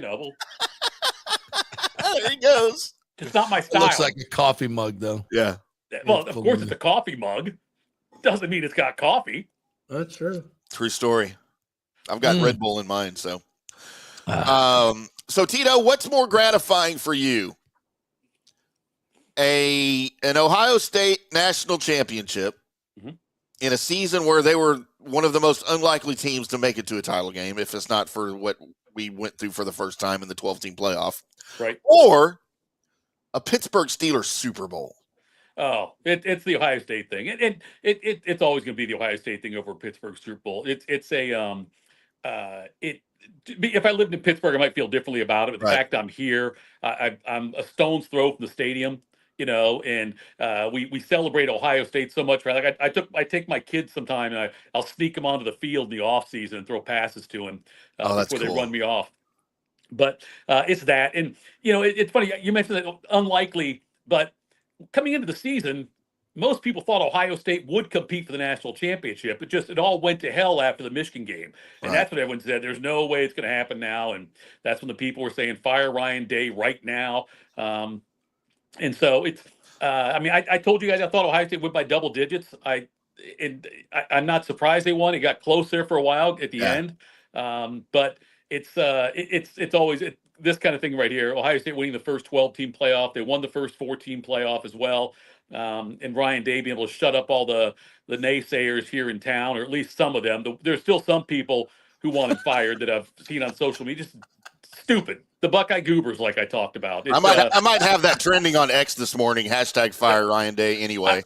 I'm sure. But the way this team, the way he and the coaching staff and the players galvanized this team after that Michigan loss. And honestly, and I know that there's some stupid conspiracy theorists out there that say they think Ohio State lost to Michigan on purpose. No. Oh, that would never happen. I do believe, though, if Ohio State had beaten Michigan and gone and played Oregon in the Big Ten championship game and then moved on to the playoffs, I'm not as sure they would have won this title. Do you think? Why do you say that? This would be just. I think that the time off helped this team quite a bit. That as opposed to having 1 week to reset, maybe for the Oregon game, then. But I think that this time off, and honestly, I think all the crap that was said about them and the fire Ryan Day and this team disappointed. Will Howard's not a championship quarterback. All these things they were saying, I think the break for Ohio State. I think that helped them. I think it's almost like, the old Rocky III thing when Apollo Creed said, no, listen to what they're saying about you, Rock. Listen to them because we're going to shut them all up. I think that's what happened here. Yeah, I think that's a good point. Yeah, do you think this was more of a situation with Ohio State? Did they out-hustle Notre Dame? Are they just that much more talented on the roster, or were they out-coached? I don't think they were outcoached. I think that Ohio State had more talent on the team. I think Ohio State's more talented than Notre Dame. And Notre Dame's, the way they were winning games this season played right into Ohio State's hands as far as, and I think I said this before, if Ohio State gets out early with a couple of touchdowns, if you force Notre Dame to throw the ball to get back into it, that's great for Ohio State. Now, it almost backfired because they went up 31-7, or I think that's what it was. Yeah, but I thought, okay, now they got to pass. Ohio State's going to be able to dominate because they can just get after Riley Leonard and they'll be fine. And Notre Dame made some big plays. Ohio State got stalled offensively. And there's people saying that Ohio State, during that stretch when Notre Dame came back, got too conservative on offense. But I would counter that, you know what? Notre Dame's a really good team. And they've got a good defense. Defense is really good. Yeah. So Notre Dame got back in the game, not because of Ohio State. They got back into the game because of Notre Dame. Yeah. They're a good team. Defense. I'm not going to discredit them that way. I was surprised Ohio State got out so quickly to 20. They scored 28 so quickly. They moved the ball pretty easy on that Notre Dame defense. I was surprised at that. And I don't know why. Yeah, Ohio State's really freaking good. As far as I'm concerned, Ohio State's coordinators are the best in-game adjustment makers in college football. You saw that opening drive, what Notre Dame did defensively or offensively. I'm sorry, against Ohio State. Yeah. That long drive, 9+ minutes, and they bullied them. Right, and I'm sitting there with my buddies. We're watching it, and my one buddy's like, you know what? I'm not worried about this. It's not going to happen. They won't have a drive like that again. And Ohio State bottled them up after that for the most part. And I know that Notre Dame had their run, but I'm saying Notre Dame had nothing else like that. Their next few drives, you saw the adjustments Jim Knowles made. Yeah, you drop. I mean, if your quarterback's going to run, it's because you got numbers. Yeah. So you drop a safety down. All right, now we're equal, and that's what they did. Yeah. Yep. That's an easy adjustment. Yep. But yeah, that defense is so damn talented, and Will Howard. I've loved watching Will Howard play. I talked to him in July at a charity softball game, and I sat down for 15 minutes and did an interview with him, and I came away so impressed with that kid. And I said, this guy gets it. And he may never be a starting quarterback in the NFL. He may not get drafted. But if I was a team in the NFL, I would love to have him as an option. I'd bring him as a second-string quarterback or even a third-string quarterback. But the guy's very smart, and if he can get a little bit better with his reads, he could be a really good NFL quarterback. Yeah, very poised, very poised. That throw he makes to Smith at the end of the game is just freaking. That's a big time throw. Big time onions too. Yep. Yeah. Tito, does it surprise you that Jim Knowles isn't getting NFL looks, at least on the defensive coordinator side of the ball? I'm a little bit surprised by that. Yes, I know that Oklahoma wants him, but I don't think anybody's going to be able to pay him as much as Ohio State's going to pay him. Now, maybe he wants the other challenge. You know, he interviewed for the Duke head coaching job last year. I think Right. Jim Knowles is one of those guys who's, going to be a very good, a great coordinator for his career. I don't think he'd be a great head coach. Much like, and I'm not saying he's like Josh McDaniels. Josh McDaniels is a fantastic offensive coordinator. He has failed as a head coach. There's certain guys, A lot of guys. that just you just stay in your lane, stay where you're at. And look, if you're Jim Knowles, every game you play, when you're the coordinator at Ohio State, defensive coordinator, almost every game you play, 95% of the games you play, you've got more talent than the other team's offense. Yeah. You're going to have a built-in advantage right now going into every single game. And so when you go to the NFL, or if you go take a job at Oklahoma or something like that, all of a sudden the field gets a lot more even. If you're at Ohio State and you're Chip Kelly or Jim Knowles, you will always have a talent advantage. And that's why, I can't see him leaving unless he just wants a new challenge. But Right. God, it's good to be an Ohio State coordinator right now, where Ryan Day takes all the bullets, but you are the one who gets a lot of the credit though for the coaching, for the schemes defensively and offensively. Yeah, and I understood him going from Duke, to Oklahoma State. I get that. That's an upgrade. Yeah. I understood him going from Oklahoma State to Ohio State. That's an upgrade of a job, Sure. From the Big 12 to the Big 10 for sure.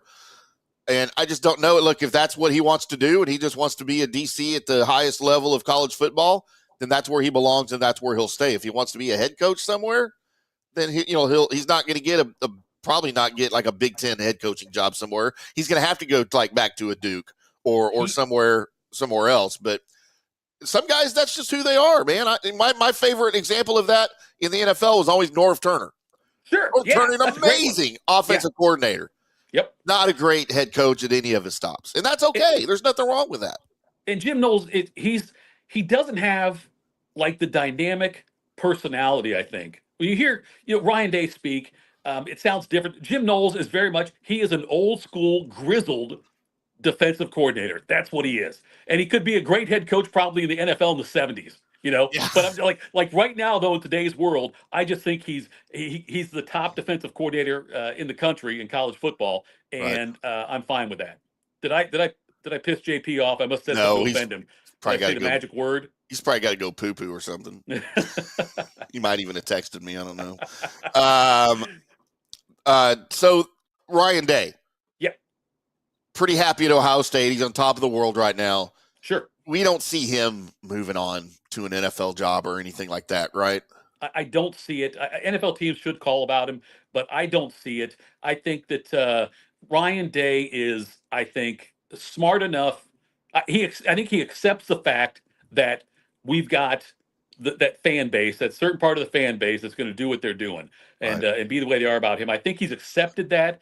I think he's very happy here. Like I say, his son's a sophomore in high school, a rising star in high school football, and I think he really likes being. He wants to make an impact on young men. That's what he really wants to do. You can't make the kind of impact Ryan Day is making on people on his team in the NFL. You can't do that. And in college football, I think he enjoys being a father figure, college football influencer with this team. And I think he's embraced the role of being CEO. And him and his family are doing so much for mental health awareness, all kinds of charity events and things like that they're doing to raise mental health awareness in Central Ohio. And he just feels to me like a perfect fit here at Ohio State, and I think he recognizes that. So the Buckeyes win the very first 4-team college football playoff national championship. Now they've won the very first 12-team college football playoff championship. Yep. Are they going to win the first 18-team college football championship when that comes around? It's going to 16 next, yeah. It's getting tougher and tougher. This run Ohio State went on this year where they look at the 4 teams they had to beat to win the championship, the 4 playoff teams they had to beat, not to mention playing Oregon, Penn State, and Indiana in the regular season, the overrated Indiana team. But this run, though, with having to play, knocking off Tennessee and, being able to move on, take care of Texas and the way and Oregon and Texas, and then this game last night. I mean, that's a gauntlet right there. But Ohio State's going to lose a lot on defense after the season. They'll have to have a new quarterback in there because Will Howard's eligibility is exhausted. Travion Henderson's done as well. Yep. I don't know if Quinshon Junkins will come back. He's got another year if he wants it as a running back to be the featured back there. But they've got a great class coming in. They've already got some transfers that are committing to Ohio State. So. But they've got an easier schedule next year, although they do open up on August 30th hosting Texas, which will be a lot of fun with Arch Manning quarterbacking Texas and Columbus. And that's the way the season will open up next year. Right. All right. Last thing now, before we say adieu to you, and you can go get day drunk. Go get plowed. Kirk Herbstreit crying like a baby on camera. Yeah. I was reminded that he has a son on the Ohio State team, so I will give him some grace as a dad. Come on, dog. You're calling the game. Yeah. Come on. Can we just save the crying for when the camera's off? We gotta go full boo-hoo on TV. I think people in Columbus saw right through it. And did like it seemed. Oh, you think it was fake? I'm not saying it was fake, but I don't think I don't think it was tear worthy by him. I don't think that people think that he would be crying over that because of what he's. I mean, look, he was a captain of Ohio State. His dad was a captain. He had a son that walked on there before that transferred, I think, from Clemson, and then his most recent son who couldn't play all year because of a medical condition. But so I think as an alum, I think the championship does mean something to him, but it's disingenuous based on a lot of the ways that he conveyed the message about Ohio State throughout the last couple of seasons even, and I noticed this week a lot in the media when he was doing things leading into this game, he was saying a lot more positive things about Ohio State than he had all season long. And he was saying a lot of things about, I was around these guys and they're focused and they're great people, and saying a lot of things that he didn't really say, I think, going into it, even though he'd spent time around Ohio State during the season. So it seemed disingenuous a little bit to me. But, Herbstreit's got to the point, and it's mostly of his own doing. It's going to be damned if you do, damned if you don't. Yeah. And so no matter how, even if it was genuine last night, it's not going to be well received here in Columbus. They're not going to buy it. JP, I'll ask you one question if I can before we get out of here. All the talk about Tom Brady and his conflict of interest being a minority owner in the Raiders. And I thought about this the other day. You would remember this. I don't know if Tim's old enough to remember this. But for years... Older than you. You're not older than me. I am older than you. You have a lot more fun than I do in my life, so you're younger. For a long time, ABC's top college football announcing team was Keith Jackson and Frank Broyles. And Frank Broyles was the AD at Arkansas that entire time. Yeah, that's right. And he was still calling games. And no one batted an eye about that. Now, he never called Arkansas games, but nonetheless, it's still kind of odd to have a college athletic director calling national TV games on the number one team. I'll say this, though. That was a different time. Those are ceremonial positions. Those AD, like when you get done coaching, you were made the AD. Right. That was kind of, you weren't like doing business or you're being part of a playoff committee or any of this other stuff. So it was kind of a ceremony. Right. So I don't think it was a big deal. But the Brady thing is weird. It's totally weird on so many levels. And he's not that great of an announcer. So, and he's not allowed. And then they came out with all those, those rules. He can't attack officials. He can't attack, it's like, it's weird. The whole thing is weird. Yeah, I saw the Athletic did a thing where they highlighted a bunch of things where Brady specifically would not say anything about Ben Johnson during the game. Didn't say a thing about it. It was always the play-by-play guy doing that. And when there was a controversial play, Brady shut up. And everybody knew. Knew. So that's weird. Yeah, it's completely weird. It's a conflict of interest. I don't like it. And I don't think he's going to do it for very long. I think he's going to be like the GM. It makes it tough to do either job. When you're restricted by the other job from doing that job, right? Like, can I say this? As far as Herbstreit goes, we don't pick games that I'm doing. All right. I don't think you should be an opinion maker and a narrative maker on the pregame show and then be calling games. One or the other. One or the other. Chris Fowler is no longer on College Game Day, and Herbstreit doesn't need to be either. We got Nick Saban now. We got Pat McAfee. Herbstreit, if you're going to call games, call games. You're going to be on College Game Day, but because then you run into the conflict of interest when it comes to, dissing Florida State for, an entire season and that whole shenanigans that he never needed to get involved with. Yeah. And you're calling games now. I don't even want to listen to you call the games because I think you have an agenda.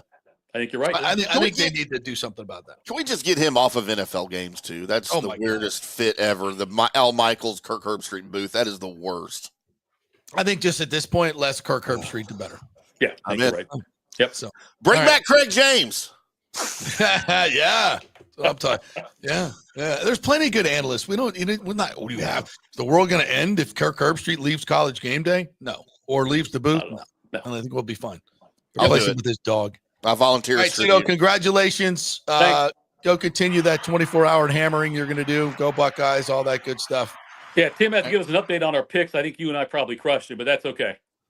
We'll see. We're going to go over our picks later in the week. And I know you are. I'm just saying, I think it's kind of just ominous that you didn't bring it up to me either in text or whatever, but I feel like JP and I had a really good weekend. I haven't even looked at him yet. I was sick. I'm on death's door this morning. They're just throwing darts at this point. All right. Thank you, Tito. Congratulations. See ya. All right, we'll take a quick break. We have a surprise guest in studio. When we come back, hilarity will ensue. We're brought to you by Cafe Paradiso, Pallottini, and the Bronzino, and all the good stuff, and the Sosaciccia. I learned how to say the new farfalle. Good. Love that.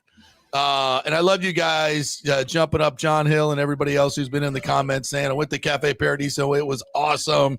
Because we love to hear that, and our sponsors love to hear that as well. Head on over to Cafe Paradiso, make a reservation on Open Table, and go enjoy the best traditional Italian food in all of Tampa Bay at Cafe Paradiso. See you at Paradiso. Special guest in studio when we come back. Stay with us. Hey, JP here for my concierge medical professional, Chris Lugo, PA. You've heard him on the show for a couple of years where he shares invaluable medical, nutritional, and supplement advice.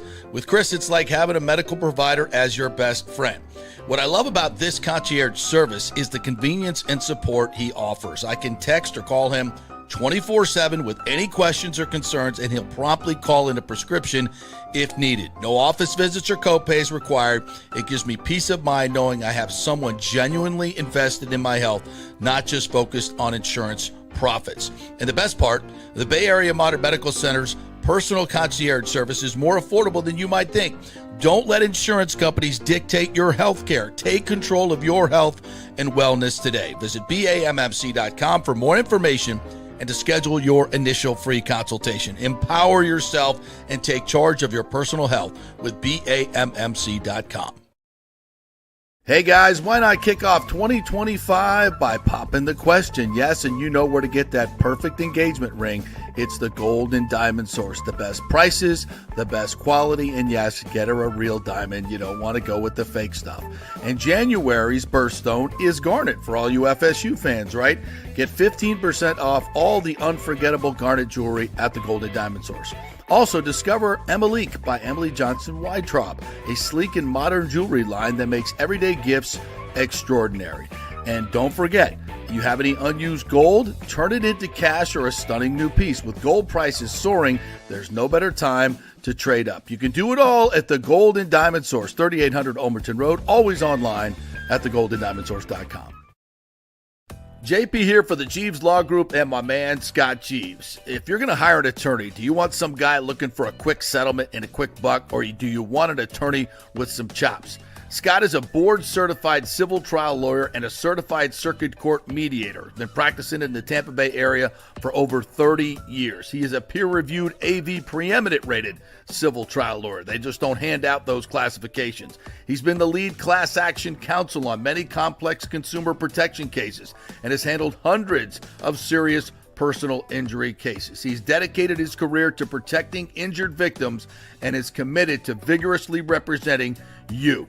We're local, we're trusted, and we get results. Personal injury and personal attention. Call for a free case evaluation. That's 888-9-JEEVES. That's 888-9-JEEVES. The Jeeves Law Group. Let's go. Right now. Back to the show on FanStream Sports.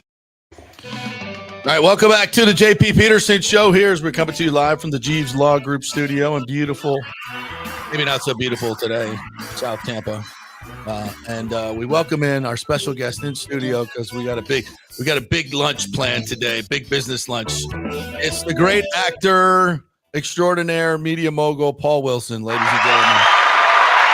Look at that. You got a movie star in studio. Yeah, fantastic. You know, it's a snow day here in Tampa Bay. It is a snow day. I mean, it looks like a snow day. Yeah. And I think You remember 1977, right? No, I was actually in Charlotte, North Carolina. Oh, you were. And I think we had snow at that time. Is too. this mic coming over? Yeah. Okay, good. 1, 2, 3, 4, 5. Yeah, we got him. I can't hear him. Tallahassie's but I going to can get hear some him. snow, I think. 2 inches today. I mean, come on. Would you drive 4 hours for 2 inches? Maybe. snow? Maybe. Depends on who's co-pilot. Or riding shotgun, baby. Ashley said no way. No, she would not drive 4 hours for 2 inches. My daughter down the road in that other place called Gainesville. Is your daughter going to Gainesville? Well, she's going to Santa Play. That's right. Do they call it Santa Play still? Community college. Yes. She says she's in Gainesville, Yeah, but that's the town. we understand. Eventually, she'll be at. She's about to go to University. Tallahassee. She's never seen snow. So she's driving to Tallahassee. She's to not see going to snow? do it. There's a whole. She's never seen snow. There's a whole. I think they've rented a truck. They're all going to go. There's like a bunch Well, of. why wouldn't you? I mean, what the hell? Why wouldn't you? You go to Santa Play, you got time. Yeah.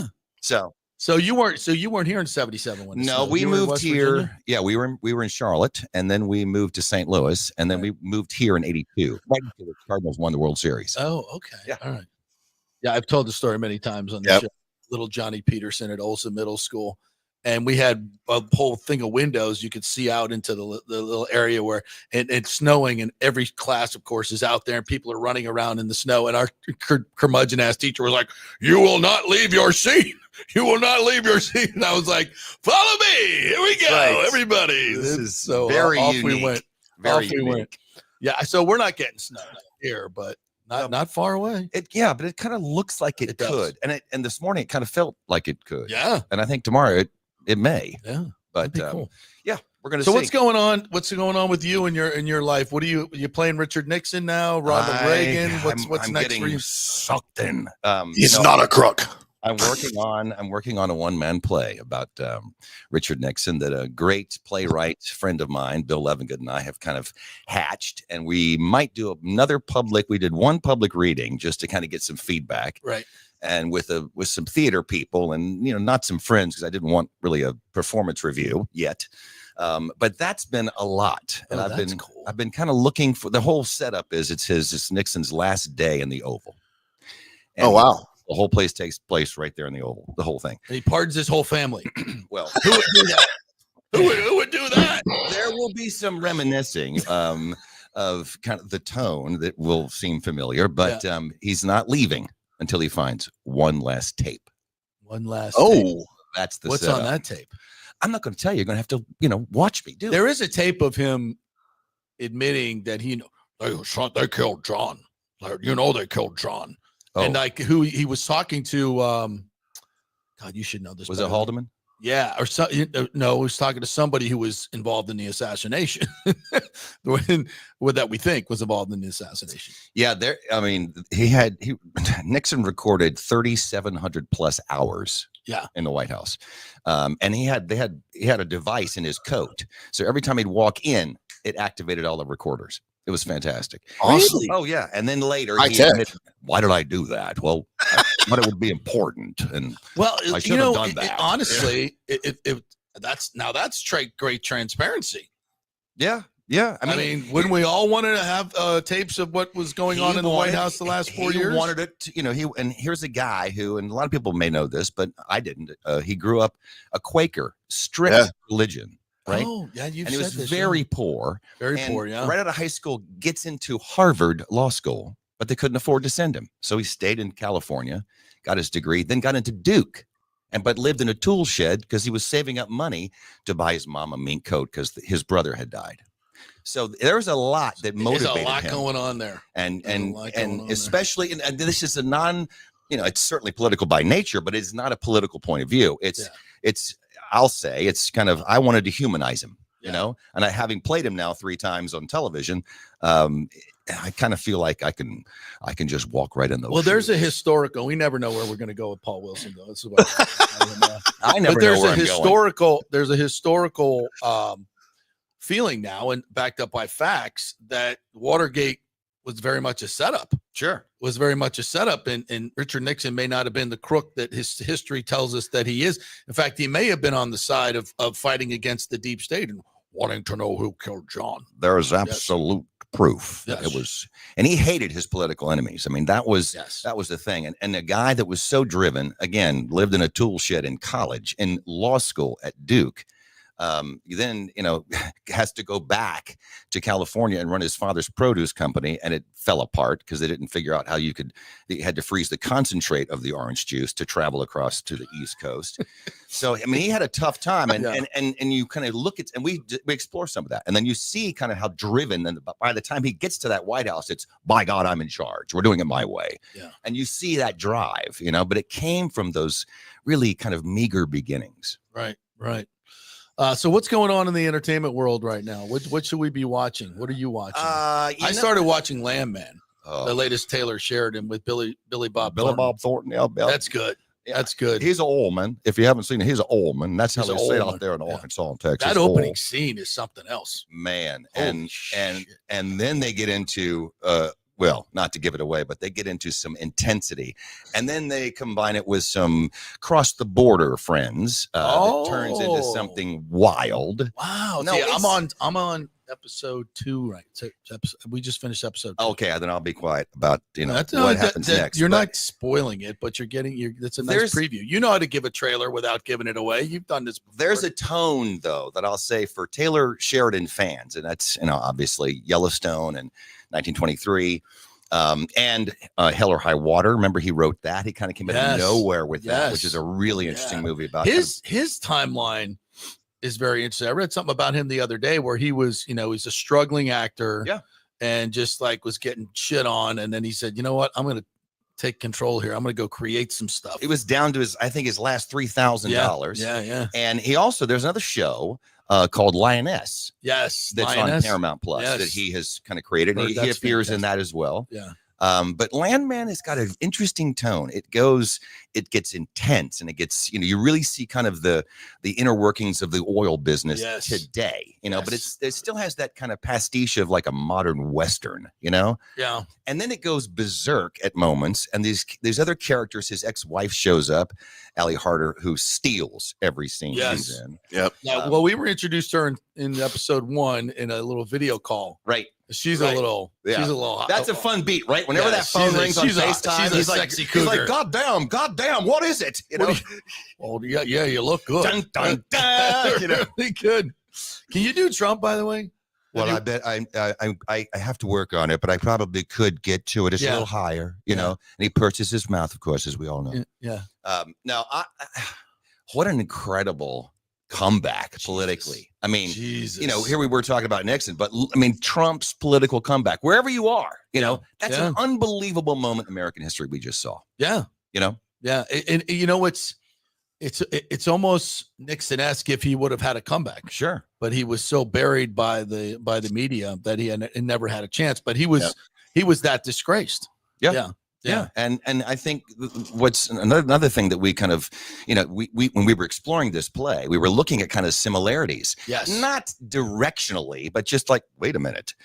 Here's a guy who inherited kind of a bad economy, and then kind of said, I'm taking over, and we're going to, and let's not forget that Nixon ended the draft. Yep.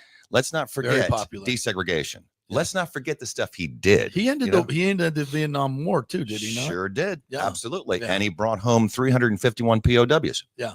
I mean, that's amazing stuff. Yeah, he did some good stuff. It was his way or the highway. Yeah. But it was, and that's why the deep state didn't like him, right? Because he pissed people off, and he was a bit of a maverick himself, and was, ironically, the honest guy in the whole thing. Like he was not a crook. Well, and he really meant that, and he did. And in that quote, in that interview, at the press, where he says, people got to know if their president's a crook. Well, I'm not a crook. The next part is the telling part that everyone forgets. I've earned everything I've got.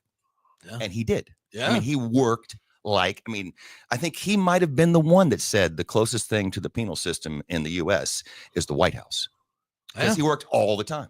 Yeah. So Yeah, how about that? That'll be fun. So what else is going on with you in your life? And doing some skits. I just did this crazy movie that's set in Florida, for the record, but we shot it in New Orleans, another place that's going to get some snow. I think right now they're getting it. Yeah. That's Rachel Dratch from SNL. She was oh God, remember her? Right? So funny. Debbie Downer. Yes. She plays this kind of, super fan for this game show, perennial kind of game show guest host. Think Paul Lynde, big foppish, fun, wild character, right? And all she does is watch these old 90s game shows because she just cannot stand, not being around this guy. And then she decides to kidnap him. I play the game show host. So it's got elements of misery and crazy Florida. Wow. Oh, I love it already. And that's in post-production. We shot that. We shot that about 4 months ago, back in September. Yeah, right after the hurricanes decided to blow through here. So that should be out soon. So look for that. Cool. I'm going to do something that probably Paul's going to get mad at me, but I just, for my show here as we sign off. So there's a reason Paul is here today. There's going to be a huge meeting of the minds right after this. And we're working on something that hopefully, he's already getting mad at me. No, he's getting mad at me that I'm thinking once we get everything in place, we'll want to bring you guys along for the ride. Containment is key right now. I know, but that's all I'm going to say. I want the people that are watching the show, and there's plenty of seats on the bus. Yeah, when we get to a point where we could share things that we're doing, we're going to bring you guys behind the scenes and along for the ride, which would be really cool, will it not? Yeah, I just thought of that as I'm sitting there saying we're not going to tell you what, but once it's out there and it's in your wheelhouse, it's you'll love it. You don't have to wear makeup. You'll freaking love it. Yeah. Should I be at all concerned that I haven't heard of this yet? No, we just hashed it yesterday. No, that's okay. That's part of the plan. All right. Paul said specifically to keep you out of it. Story of my life. Yes, that's you were a kid. To be kept on the periphery, I believe was the word he used. No, you can party with us once we get it. We're gonna need help. You'll be very much a part of it. Yes, absolutely. So, but that's just a little teaser. That's a little teaser. So, if it all comes to fruition, which damn it, it's going to happen. I'm going to will it with my soul. It's going to be fun. Nice. So, and we'll bring you guys along. Right there. Yeah, we'll bring you guys along for the ride. So, with that, let's go have lunch and leave these good people to have lunch themselves. Thank you guys for joining us as always. And look at that, 1,325 are up to today. That's just that one stream. So thank you guys for joining us. We appreciate you all. Please share the show today, comment on it, and go like and subscribe all our different places and social media. We love you all. We will see you tomorrow for more fun and frivolity. See you then.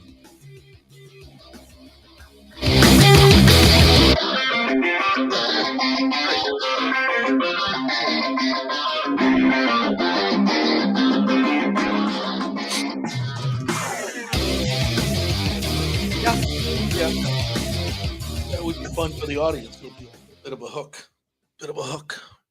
Well, I did a little research. We can talk about it at lunch too. But there is a podcast called "Who Killed College Football." There is. It's okay. And Sports Illustrated did an article in August of last year called "Who Killed College Football." So, thank you, brother. Hey, good show. Yeah, that was fun. And I'll tell you all about this one. That's fine. I figured. Ready to go. Yeah. Awesome, partner. All right, y'all go. I'm having lunch with the great Norm Hitzkes here in a little bit. So. Oh, great. Well, tell Norm we said hello. He called me yesterday. He's like, "You in the mood for some Mexican food?" I'm like, you're going Mexican. I think we're going Turkish. We're going to go. I didn't know they ate food over there. Yeah. All right, y'all enjoy it. Tell Paul hello. See ya. All right, bye.